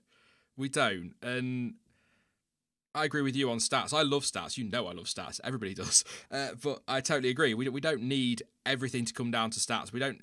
They did that thing, was it last year, where they tried to work out who was the fastest driver of all time or something like that, and it was like, oh, whatever. I don't care. Some people will. Some people really want to know that. But I will. You can look at who was the fastest of each era and all of that business, and you can have your favourites. But I don't need a stat in the middle of the British Grand Prix weekend to tell me that. But anyway, this kind of possibly sums it up how you feel, Jonty. Gavin Knight in chat says, AWS graphics are calculated by a monkey hitting a keyboard with a sack of bananas. There you go. It's official. If we had 1 million monkeys doing that, they would also type out Hamlet eventually. There you go. Second question then. Well, third one, technically, was driver of the day earlier, but driver of the season. I think Perez. No, it wasn't an official one, was it? No, it was somebody else's poll. Perez won it with a few people this week. When I was watching polls on Twitter and that from media outlets and all that business. It's a tough one, Jonty. I'll tell you who I'm thinking. I think it is Perez, Gasly, or Hamilton for me. I think if you remove emotion, it probably should be Hamilton because it's been a record-breaking year. He's been absolutely untouchable. But if you throw emotion in there, it's quite difficult not to say Checo, isn't it? Yeah, it's definitely between those 3. I know many people will try to say Leclerc, but he removed himself from that equation on multiple occasions and ultimately paid for it starting today. They were some of the dumbest dive bombs I've ever seen from anyone, and he did it 3 or 4 times. That takes you out of the equation. To keep doing the same mistake over again? No, sorry. Perez scoring every race he finished. Oof. And 4th in the standings despite missing 2 races with COVID. In a short season, that kind of sums up how he's been, doesn't it? Because in a short season, every race matters, or a shortened season, every race matters, and he's still 4th in the standings. Yeah. You see, there's also some people arguing for Russell, who didn't just beat his teammate qualifying, he utterly obliterated him. And getting that Williams into Q2, was it 6 or 7 times? 9. 9 times. I've got it on my script for a Williams video. 9 times into Q2 this season. And that doesn't include the Mercedes one. That's just in the Williams. Jonty's fainted. He can't believe it. Perez, Gasly, Hamilton, Russell. I think half of Hamilton's vote comes from that recovery in Turkey. Do you know where Russell loses it for me? He's had 1 top 11 finish this season in a Williams. Obviously, he got more with Mercedes. Had 1 top 11 finish. Latifi's had 3. So, yes, Russell is Mr. Saturday, but in that Williams, he's not exactly been totally destroying his teammate. Without his points from Mercedes, Latifi would have beaten Russell in the standings. Also got a couple of times when he was on for points and something happened that wasn't his fault. He Was he also it was on for points in Imola and stuck it in the wall. where was it when he stuck it in the wall? Was that Imola? Yeah. So where was it when he got speared from a barrier bouncing Gio? Yeah. That was. Where was that? That's a great question. I can't remember. Belgium. Did we go to Belgium this year? Yeah, we did. Yeah, we did. All of this season, we haven't even mentioned Belgium. That just shows you how crazy the races have been. I'd also say as well, actually, on Russell, just in his defence, I think he would have scored points in Mugello without that second standing start, or the third standing start, as it turned out, the second restart, because he was ahead of that Ferrari comfortably, solidly. Mile. No changing of tyres, and he was on. I knew there was a second one. Yeah, so I think that's fair then. Yeah, he's had some things taken away, bad luck, but he's also made some mistakes himself, hasn't he, for the points? But I can't say Russell, but I have a feeling we'll be talking about George Russell for a very long time in Formula One. So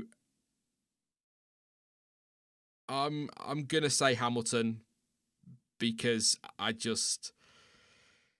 he's been untouchable. He's smashed records, like you say. Turkey, possibly his best race of the year, Turkey, because he didn't look on to win it and then all of a sudden did.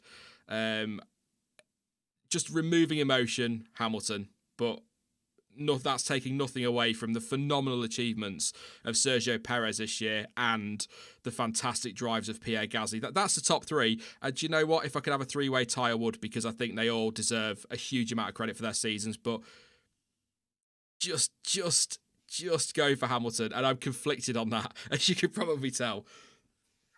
Yeah, well, I allowed the emotional element to dictate my race of the year, so I'm gonna go the other way, just out of fairness, and put Checo top. Fourth in the title, points every single race that he finished. And did he actually go out of any race by his own mistake? Or was it 2 failures and 2 COVIDs? Two failures, yeah. COVIDs. Yeah, that's an incredible season. It's tough, isn't it? This is a great performances as well, but yeah, I don't know. I'll read some of yours in chat. Everyone puts up great arguments when we come to this kind of thing. When I used to do I'm not doing it this year, but I did last year, did the top 5 drivers of 2019, and everybody put forward some great arguments in the comments to that about why they think it should be another driver. So, and then they always make you go, that's actually a really good point. And it's quite difficult over the course of the season to do it, but there you go. Charles has gone with Gasly. Shelley says Perez. MKR Cinema says Gasly or Perez. Ben Roberts says Perez. Jamie says Gasly. I'm going to have a drink. Just bear with me a second. There we go. I'm still not over whatever this is. I keep calling it a cold, mate, but I ain't convinced. Squidgy Pixel says Gasly. Raoul says Gasly as well. Rince says Perez. Michael says Perez. Gasly and Perez for Lauren. Sanita says Gasly. Gasly or Ricciardo from Jamie. Ricciardo's been good this year, hasn't he? He has, actually, to be fair. Yeah, he has. A couple of podiums? Yeah, 2. Or was it 3? No, 2, yeah. Ocon got the third for Renault, didn't he? Yeah, so...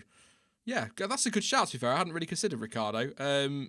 Not quite enough for me, but I think, yeah. Nuke Dukem says it has to be Leclerc. Jonty's explained why he's not agreeing with that one. Chris has said driver of the season, Hamilton. Hamilton driver of the season, then Perez, then Leclerc, then Ricciardo and Gasly. That's from Astro. Gasly tailed off massively, says Shelley.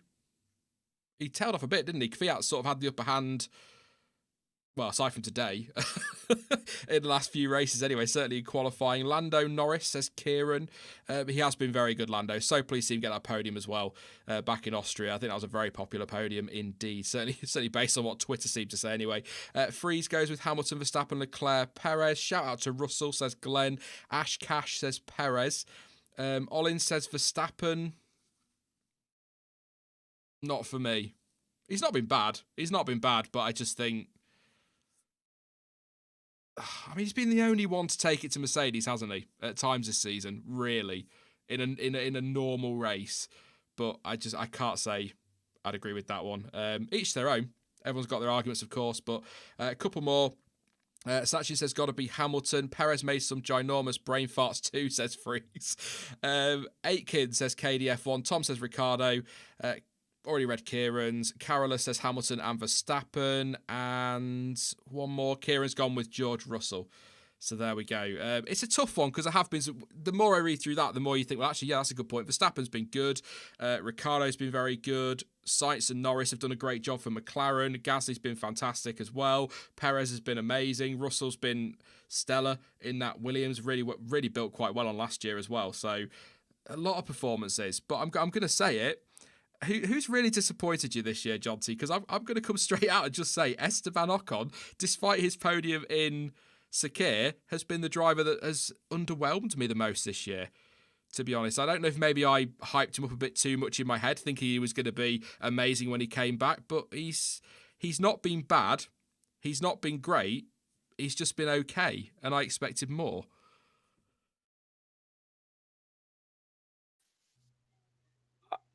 Do you know what I mean? It's hard to explain it. I'm not criticising him. He's just been okay. Yeah, it's just, you know what my head's like. Random thoughts or possibilities just that are off on a tangent randomly appear. I don't consciously think of them. The unconscious bit just goes, oi, think about this. Maybe the Marussia Romano cars weren't as bad as we thought. It's just that the drivers who weren't Ocon and Wehrlein were really, really bad. Ocon, Wehrlein and Bianchi. The other drivers were really, really bad. And it's made them seem that much better because we didn't think the car was that good. It's a fair and point. that's led to years of overhyping Ocon and Wehrlein, especially when you consider Wehrlein's performances in Formula E.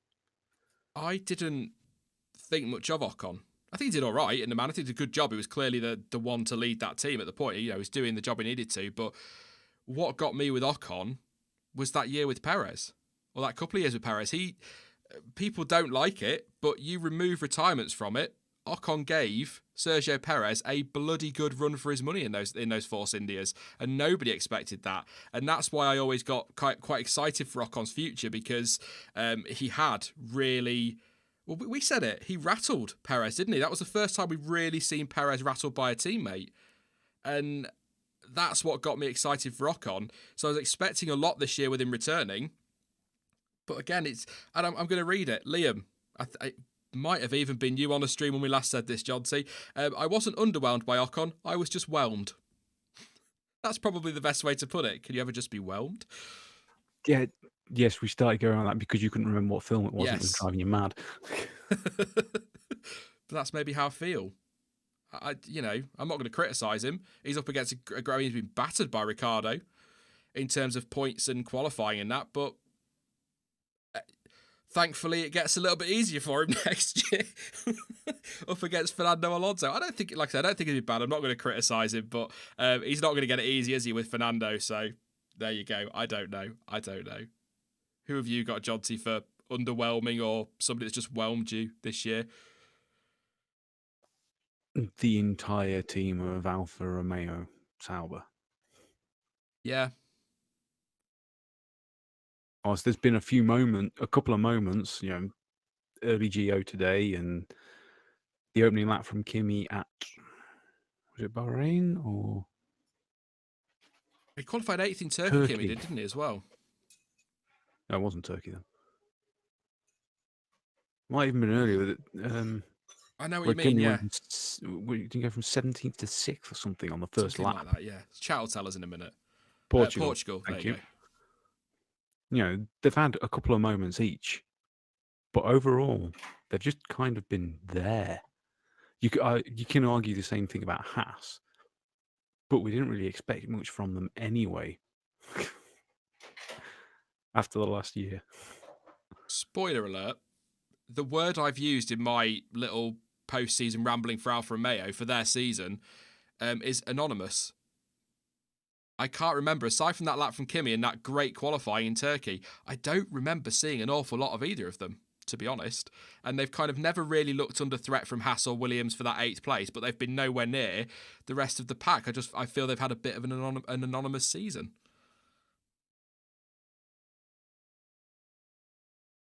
There you go. Sorry, Alpha fans. It's not necessarily a criticism. I just don't think we've seen an awful lot. So, I don't know. Tough one. I always find it tough with Alpha, Williams and Haas anyway when I do those videos, but maybe that's just me. I don't know. Blue Flag Alpha says Alpha is awful. Charles says all I saw of Alpha was Kimi and Seb racing together. They raced together a lot, didn't they? Kimi and Seb, which was nice to see. So, and just remember Gio's crashes and that's it from Will Donaldson. And that's another thing from James. Alpha has a crap engine. I'm always going to cut Alfa Romeo and Haas a bit of slack this year because the drivers in particular, really more than the teams, but the drivers deserve a bit of slack because the cars weren't great and the engine was so far down on performance. So I don't know. I think Alpha's a fair shout though, Jonty. Yeah, I think it's just we expected more from them than we did the others. I certainly expected more from them than I did from Haas or Williams. Yeah. I don't know. I'll not get too into it now because I've got videos that I want to do between now and New Year. Let's have a look at some of your questions. There'll be people that watch this afterwards and go, how the hell did they talk about this race for an hour and a half? We didn't. We talked about it for about 40 minutes maximum. So, yeah, take some of your questions and we'll wrap it up for the night because it's getting on a bit now. And we're just going to sit here rambling about the season. I know some of you would love that. A lot of you won't. Don't forget to drop a like. 307 likes, 1,000 still watching, according to that, although I'm not sure if that's correct. But please do drop a like. Massively appreciate it as always. And don't forget to subscribe if you are new. Yeah. Carlos Sainz disappointed, says Buddha Boy. I don't... Carlos Sainz hasn't... He had a bit of a shaky start, but I wouldn't say that he's disappointed. I think Carlos Sainz has been... I think he's had a good season. To be honest, I'm really looking forward to seeing how he does next year. Somebody just said about Perez there. Apparently rumours... There you go. Anthony's saying rumours now saying Perez could be announced tomorrow. I think we've already touched on that. Spanish press, I think, are saying that one. So, yeah, maybe we'll see. You're pretty confident it'll be by Thursday, Jonty. Whatever's going to happen, but we'll see. And apparently Ted Kravitz is saying the same. Perez could be announced at Red Bull tomorrow. I don't like the word could, Anthony. I think could's doing a lot of heavy lifting in there, mate, to be honest. I'm sure it'll crop up on Discord later. But yeah, maybe. Maybe we'll see that one. Definitely. Charles says, when is the season review video coming out? I'm not doing a full review video. I'm going to do 10. Well, at the minute I'm going to do 10. If I wake up tomorrow morning and think, sod it, I'm not coming back till January, then that's what happens. But the plan is to do 10 short 5 to 7 minute videos, one for each team. Just literally, I'll say it now. Imagine somebody said, hey, Sean, what did you think of Williams this season? And then I just talk crap for 5 to 7 minutes. So some of you will hate them, some of you will love them, and some of you won't be really bothered. But it's December and people tend to switch off a little bit in December when it comes to F1 on YouTube. So just a few random ramblings for each team is what I'm going to do this year. Will Vietnam go ahead from Space Giraffe? No, that's next year. No. Do you think that's it for Vietnam, Jonty? Is that the feeling you get? I get the impression that it's been called off for next year. It's probably not going to make the calendar for the foreseeable future. It's all got a bit political, hasn't it? We'll leave it at that. Yeah, I think they will still keep pushing for it, and I think they'll push for it even more out in that direction. There's already talk of a Thai GP. Because as soon as there's an interest from a driver on the grid or something, they will try and push for it because of the marketing value. Aitken's got that. Aitken will be coming up at some point. So if they start working on it now, there's your market. And Vietnam, there is a driver. There is a driver coming through the ranks. I can't think who it is, and he's quite good. Just the what, by the way, wasn't for you. It was for something I just read in chat. I forgot I hadn't pressed my button on my mic. I was like, what? Wasn't aimed at you, Jonty. Just in chat. Ted has apparently said Albon will be reserve and share the seat with Perez.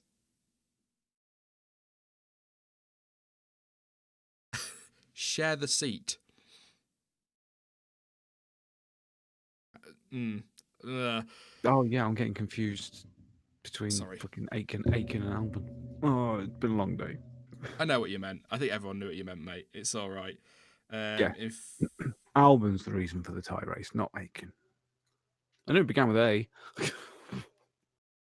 Marco apparently did say clarity about Albon before Christmas. Thank you to David Speed on Twitter for that. So we should know about Albon before Christmas. But yeah, share the seat. How does that work? I don't know. Unless I'm in an FP1, maybe. Albon does a few FP1s next year and Perez sits him out. But you can't really do that. I don't know. That's pure speculation. We'll come back to that later. I do want to do this quickly, though, because a lot of positives about this season. Some negatives too.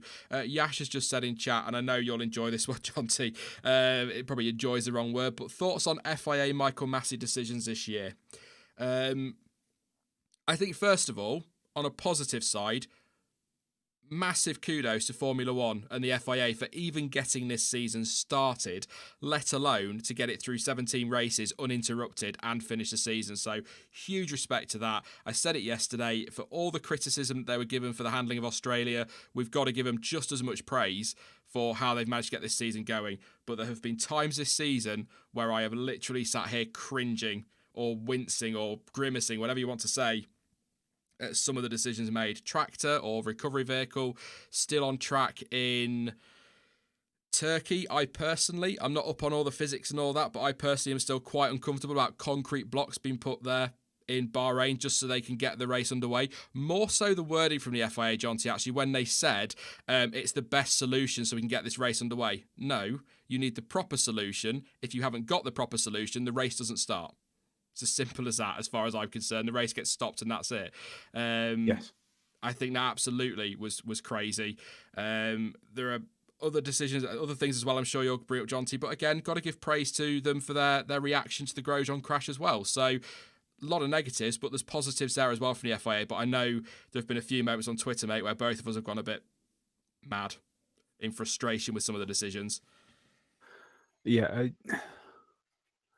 Everything, like you said, all the work that's been done in order for there to even be a season has been incredible. From, May onwards? However, race direction and the way that Australia was dealt with was instant sack material, in my opinion. Instant. No tribunal, no nothing. You send a session live with a tractor on track, you're gone. Especially when it's the second time that year. And Australia, that was an absolute joke.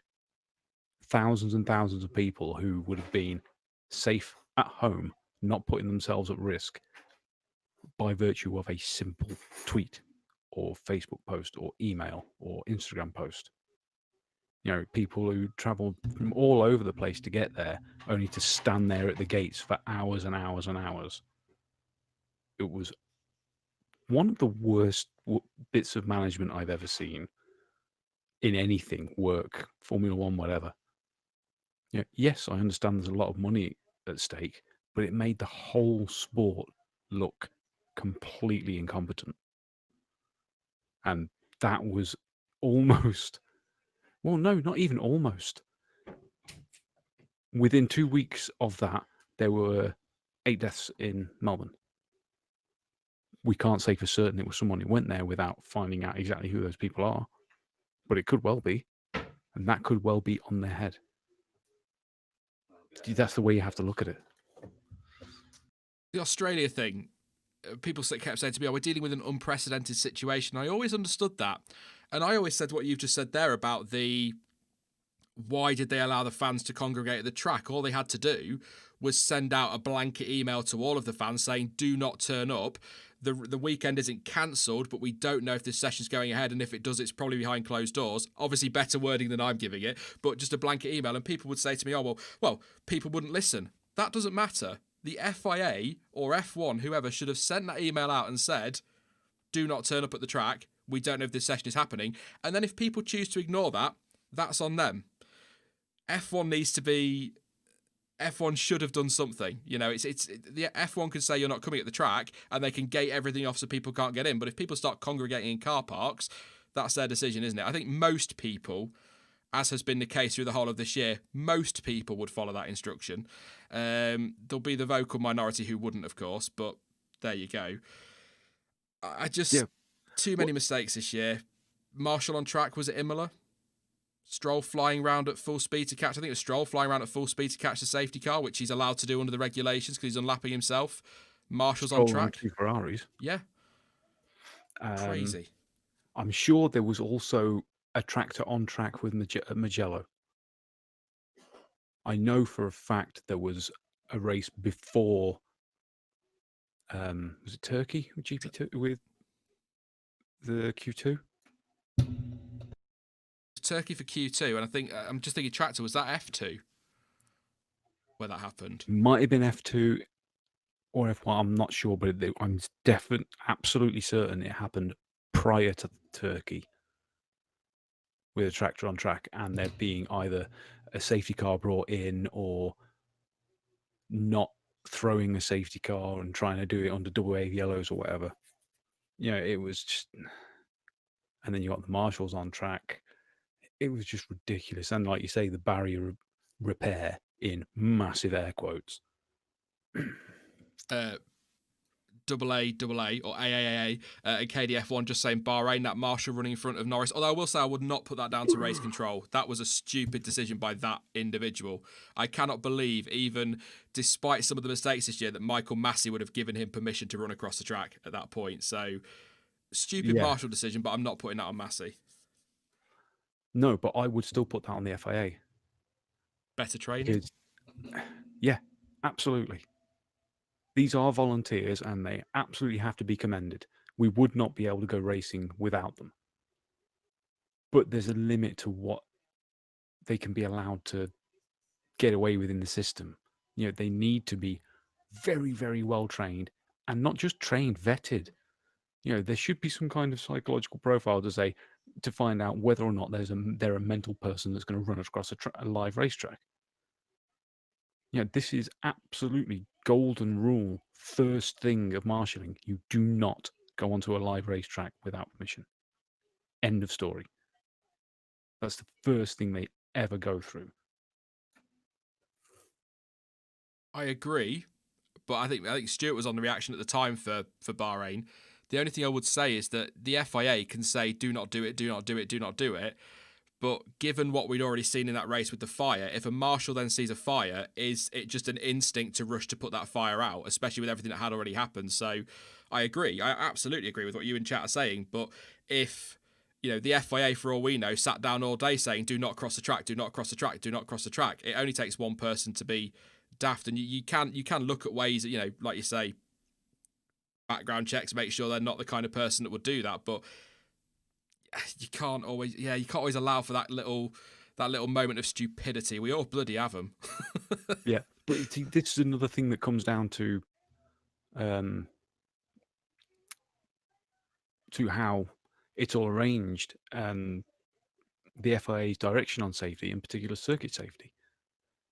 There should be that fire post both sides of the track. Yeah. That's the reason Tom Price died, because there were no fire posts on that side of the track. They were either none, or I'm pretty sure it was like miles further down and they were staggered, which meant that car was about to explode if someone didn't run across. But the safety was incredibly different in 77, you know, and they didn't even slow the cars down with yellow flags. You know, it's these kind of things that really, really bug me, because it's the same things happening again that are obvious to be seen. In fact, that one goes all the way back to Williamson.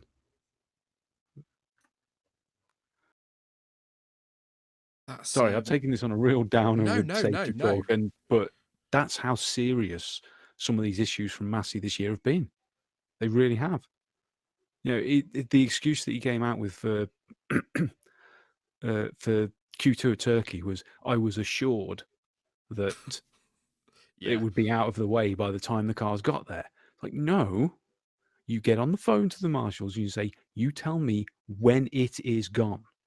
You don't say, oh, what's your best guess? You know, tractors break down very, very frequently. People fall over. Anything can happen.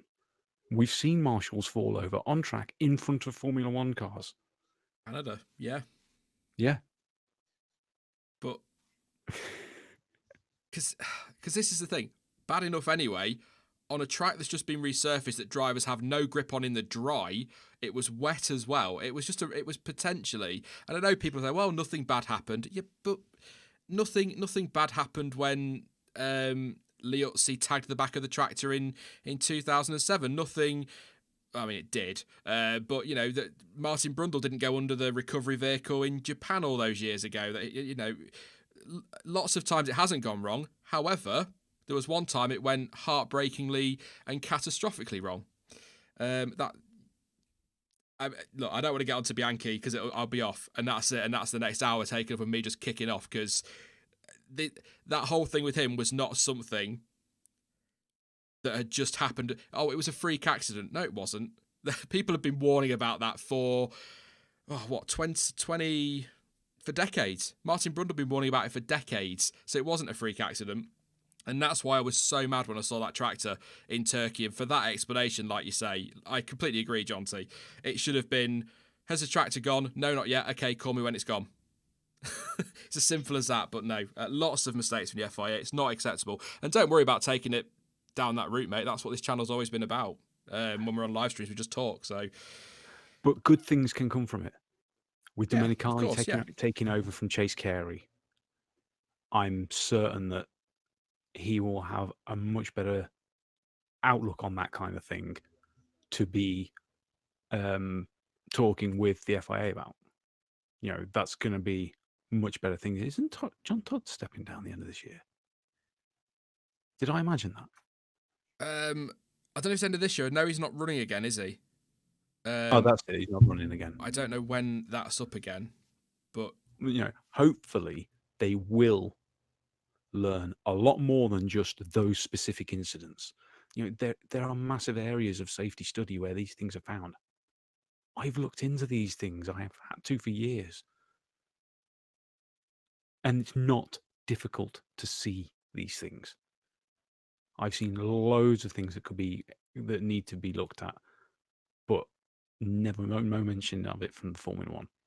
So I'm hoping that's going to happen now. They're going to put more of an emphasis on it. I'm going to go to chat for a couple of questions and then we will round up. But I'm going to finish this part off by saying that, and it's a line that we've used before on the channel. Both of us have, Jonty. The FIA need to stop waiting for something to happen before taking action. It's just somebody said something similar in chat and it just reminded me then that in fact it's there. Isaac says you have to take action after close calls to avoid accidents, not let it go and wait for one. Action should have been taken before Japan with the Bianchi incident, not go, someone's been killed now we'll do something about it. That's not acceptable. So hopefully, and I agree with you, hopefully whoever, Domenicali coming in maybe can poke the FIA a bit. Jean Todt can maybe pull his finger out and have a word and sort race control out and maybe learn from the mistakes this year so it doesn't happen again. So I'm hopeful of that. Fingers crossed, and that's all. But I just want to say, Andre said it a few times now. In fact, I think he said it a few hundred times, bless him. You have a screenshot of me saying that McLaren are going to finish P3 in the wild predictions after the Austrian Grand Prix. I do somewhere. Don't ask me where it is, mate, but I definitely do still have it. I'll try and find it and share it on Twitter if I can. But you did. I remember. We all said you were mad. Now we look pretty stupid. And Lauren said, okay, now I'm upset. Can we talk about happy things? Yes, we can. McLaren puppets and popcorn. That. If you haven't seen that video on Twitter, go and check it out. The McLaren puppet thing with the popcorn stuck in Carlos Sainz's mouth. It was about the funniest thing I've seen all week. I can't believe I called that. By pure freak. I jokingly tweeted saying the biggest news is McLaren talking about their drivers with a picture of Bert and Ernie. Yeah. And then that came out 2 days later. You're good with stuff like this. That's the problem. or not the problem. J Lube says that V10 sound, oh my word, that was amazing. And also asked, I saw it a moment ago, what power unit will Red Bull run in 2022? I'm pretty sure that's going to be Honda with a new badge. Pretty much. By the IP, probably Mugen, they might call it, Red Bull Mugen. Oh, I like that, yeah. What do you reckon, Jonty? Do you reckon they're going to get, or do you think they will end up with Renault? If they get Renault engines back, it will cost them Horner's soul. That's the only way. You know, if they try to negotiate a monetary value, they simply will not be able to afford it because Renault will stuff them. And rightly so, to be fair. We'll see. I think it's all going to come down to what they could agree for 25, isn't it? By the sounds of it. But by the regulations, they've definitely got a Renault engine. It's just what else they run. So, yeah, I think they'll go for the Honda IP, but I mean, Honda might change their mind yet. We'll see. They won't. But anyway, Ruby K, thank you for your contribution earlier. Said, question, who had the worst pit stop this year? Also, F1 Word have become my favourite race reaction streams or videos. Thank you very much, Ruby. Hope I didn't disappoint you too much earlier yesterday with my announcement on watch-alongs on Twitter. Still going to be here doing something, but thank you for your donation. Worst pit stop of the year? Mercedes got to be up there, surely, Jonty. Not only did they cock them up, they also put the wrong tyres on. Yeah, that's what I was thinking. I was going to say, I would have to say Russell's stop. McLaren, whilst the initial one wasn't all that slow, they took the wrong tyres on, so he had to pit again. What was that Bottas? Yeah, it was, wasn't it? Yeah. Well, the Bottas one, I said it last week, a huge shout out to the front left wheel gun guy who was like, no, wrong tyres, because otherwise they'd have been in trouble with two cars. So yeah, Bottas had some rough old tyres on towards the end, but I think actually they were younger than Perez's, who won the race. But anyway, had some rough tyres on towards the end. If it wasn't for that wheel gun guy, he'd have had to pit again. So it could have been even worse for Mercedes. I think Mercedes. Yeah, just Mercedes in general, not any one driver. Yeah, just Mercedes. They win that one. And Sujeeth, Red Bull 2005, Clean and Liuzzi shared a seat. Thank you for that contribution, mate. And also another one came in from Sujeeth. He said, Yes. What? Was it just me, but Hamilton was looking thinner than usual this weekend? COVID-19 taking a toll on him. He says he's still not 100%, didn't he? Post-race, not very. I mean, there are some people. Will Buxton often talks, doesn't he, on Twitter about how he's still suffering with long COVID. So we just don't know. But I think Mercedes as a team weren't at their best this weekend. So whether that's turning power units down or not, plus the COVID for Lewis, I think just that's maybe why they didn't really look at the races today, but still came away with second and third. What does that tell you? Seriously. Good point on Clean and Liuzzi. Back in 2005, talk about seat shares. But I can't imagine Red Bull would go back to that with Albon and Perez. Surely it's Perez and then Albon does a few FP1s. You would think. I mean, it just wouldn't work now. I don't think it would. There's the individual driver elements are so tailored. You can't just do it week in, week out. They would have to literally make two of everything: steering wheels, seats, pedals, and you got the length of the chassis, as we found out last week, because Russell was kind of shoehorned in, quite literally.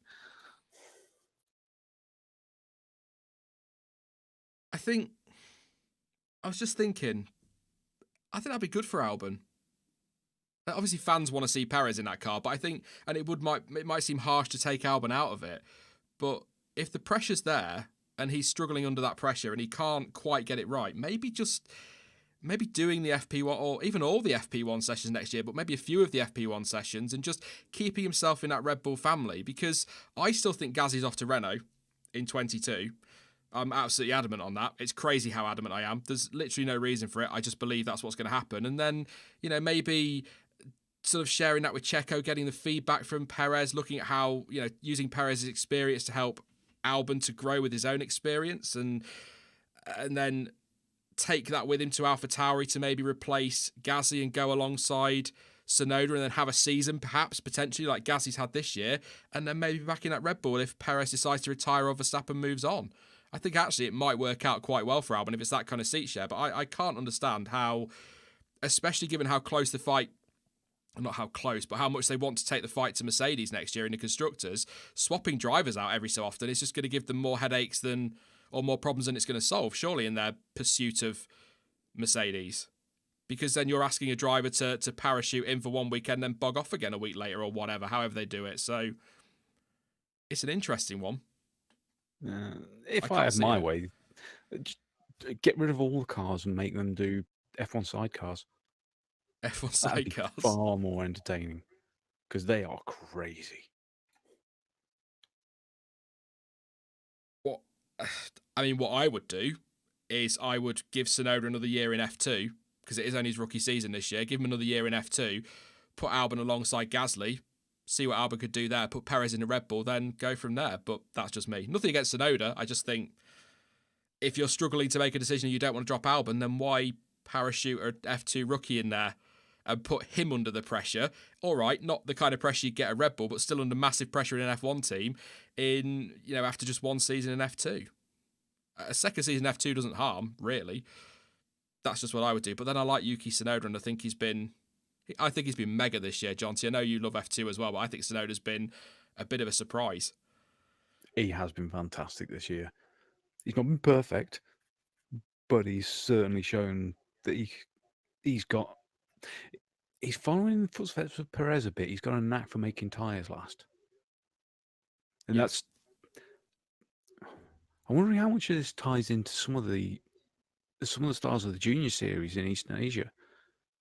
Because the second Japanese driver in a few years we've seen that's got that skill. Tadasuke Makino could do that as well. He wasn't as quick a driver, but he had a knack with the tyres. So you keep making me think on all these things. I'm going to have to go off and sit and ponder now. A couple of things just super quickly before we wrap it up because it's been 2 hours. Motorsport Extra. If you're not following him on Twitter, you should be. It says F1 latest coming from Abu Dhabi is that Kvyat has told Spanish media he's out and AlphaTauri has signed Tsunoda for 2021. Rumour says Perez will end up at Red Bull with Albon getting a reserve role with the possibility of sharing race duties with Perez at Red Bull. That sounds to me like maybe Marco saying to Albon, you'll get a reserve role and we'll see how things go next year and maybe you'll get a chance, but actually maybe it's more about the reserve role. So that's that. Also, dearie me. Oh no, sorry, I'm reading the wrong quote. Doesn't matter. I'm not going to read that actually. That'll start a whole other argument, but that's not what I thought it was. That's not what you're looking at. It was. Yeah. I read the wrong thing, but I thought that was what he was saying. Anyway, Sage of Light says, you think McLaren will improve most with the Merc power? Final question of the day. I mean, frankly, Jonty, if that's what they can do with Renault power, what can they do with the best power unit on the grid? I wasn't confident. I thought McLaren were going to struggle to get anywhere near the front again, but I'm slowly feeling a lot more confident for them. And I think with the Mercedes power unit in the back of that car, they could legitimately go for third next year versus the Ferraris and Red Bulls. I think they could be in the mix, legit, and not just because one of the teams has a bad season. As long as they get the cooling absolutely right. If there's anything slightly iffy on the amount of cooling they manage to get to it, and they are not the fastest car on the grid, they'll have a problem, as we've seen many a time from Mercedes themselves. So that's the only bit that worries me. They certainly should improve because there's a massive difference in the capabilities of that power unit. Although Williams, how bad is that chassis? The future's definitely they're orange. The future's bright. The future's orange for McLaren. Definitely, I think we can say that. I think they're definitely on the up, and that's quite amazing because a few years ago they looked so far away, didn't they, from ever challenging for anything. So I'm really happy, and I just want to say, I love doing this. I love talking about Formula One, but one thing I hate is just how good your guys' memory is. DGA Red Raven, I hate to be that guy, Sean, but when the points penalty for Racing Point was announced earlier this year, you said it wouldn't matter. It did. Sure. It did, didn't it? It wouldn't have if I mean, it did, didn't it? Doesn't matter. It doesn't matter. I was just going to say if Stroll had pulled his finger out, but it would put them in front. Yep, I know. All right, I get it. All I was going to say is that it wouldn't have mattered if Stroll had continued to perform as he did in that first part of the season, which weird for Stroll. Season of two halves. Bit of a cliche, but it's true. Yeah. Thanks, Red Raven. I love you too. We're going to wrap it up there, though, Jonty, because it's been 2 hours, which isn't bad for a terrible race, but lots to talk about from 2020. I can see you in chat, Jonty. Pack it in. It's been a pleasure as always, mate. Hopefully next year we'll get you on a few more of these. I know it's been a bit of a rough one for everybody, but great to have you on again. Always love chatting to you, and yeah, I can't believe it's over. 2020 already. Don't put any jinxes on the remaining days of the actual year. That's true. The season. I can't believe the season's over. We've already had the obelisks appearing everywhere. Probably just targeting marks for aliens to come and destroy everything. Aliens. It's always aliens. That time we used a bog roll in a day, aliens. If it was going to happen any year, come on. Well, yeah, it is, isn't it? It's one of those. I read stuff in the press all the time, sort of little stories that come out from elsewhere, and you go, well, yeah, obviously. It's 2020 things. There's no point. Worrying about it. Whatever happens, if it's aliens, fine. In fact, I will say very quickly, I said to my partner the other day that if aliens, this is so random, but if aliens suddenly just landed on the planet, walked up to you in the street and went, I'm an alien, you'd probably go, all right, mate, whatever, and walk away. 2020 has been one of them years where you're just like, yeah, whatever. Of course you are. Anyway, thank you, Jonty. Wow, that was weird. Pleasure as always, and I'm sure I'll talk to you shortly. Yeah, well, you actually won't. I need to disappear because I've got dinner ready. But dinner? I do need to chat to you at some point in the week. Yeah, that's fine. I'll be around. I'm always around. But yeah, thank you, mate. Talk to you soon. Thanks for watching, everyone, and hope you've enjoyed the season as much as we have, apart from today. Apart from today, yeah. Cheers, mate. Thank you, yes, to Jonty, and of course you guys for tuning in, not just today, but over the course of the season. I do want to say super quickly before I go, thank you for your support this season. It has been absolutely phenomenal, but especially March through to the end of June. It was really tough with no races for all of us as F1 fans. Obviously, bigger things going on in the world, we know that. But from a content creation perspective, it was really tough. So everybody who watched videos during that period, thank you for keeping the channel ticking over. I really appreciate that. I cannot overstate just how much that meant to me at the time. And also this season as a whole, it's been fantastic. It really, really has. And it's come thick and fast. I can't believe it's over. I said on Twitter, it's kind of dragged and gone quickly simultaneously, which is weird, but it's just been such a great year. Great to talk to you all about it and just waffle on. If you are new to the channel and you've come along and you've found it and you thought you were getting expert analysis, I've never claimed that. I am just a passionate F1 fan that wants to sit on a Sunday evening or when I make a video and just talk nonsense to you for whether it's 5 minutes at a time or 5 hours. It doesn't matter, but it's been an absolute pleasure again this year. So thank you for all of your support as always. I can't believe it's over. It's mad. It's mad how quickly it's gone, and what a year as well. On track at least. Twists and turns all over the place, and there's still stuff to come as well, isn't there, with obviously question marks over seats for next year, so there's still plenty of twists to come before Christmas and the New Year, so we'll see how we go. But that is it for the 2020 season. That is it for this live stream. I will be back, as I say, well, I mean, if the Perez news comes tomorrow, or whatever, Albon news comes tomorrow, I'll be back tomorrow. As soon as that news breaks, of course, there'll be a breaking news video for that one. That's the big story. There won't be one for Tsunoda individually, because we know that's coming. And there won't be one for Hamilton's contract either, because we know that's coming. We're just waiting for confirmation. But there will be for the Red Bull decision. And then from Thursday, I will be doing those 10 videos in reverse championship order. So Williams, Haas, Alfa Romeo, and so on and so forth, between next Thursday and New Year's Eve. I think New Year's Eve, the Mercedes one will go out. So that's going to be December sorted. In the meantime, though, don't forget that you can, of course, follow me over on social media, and all of the links you need for that are in the description down below. But as ever, thank you for watching. I've been Sean. This has been the F1 Word, and until next time, goodbye.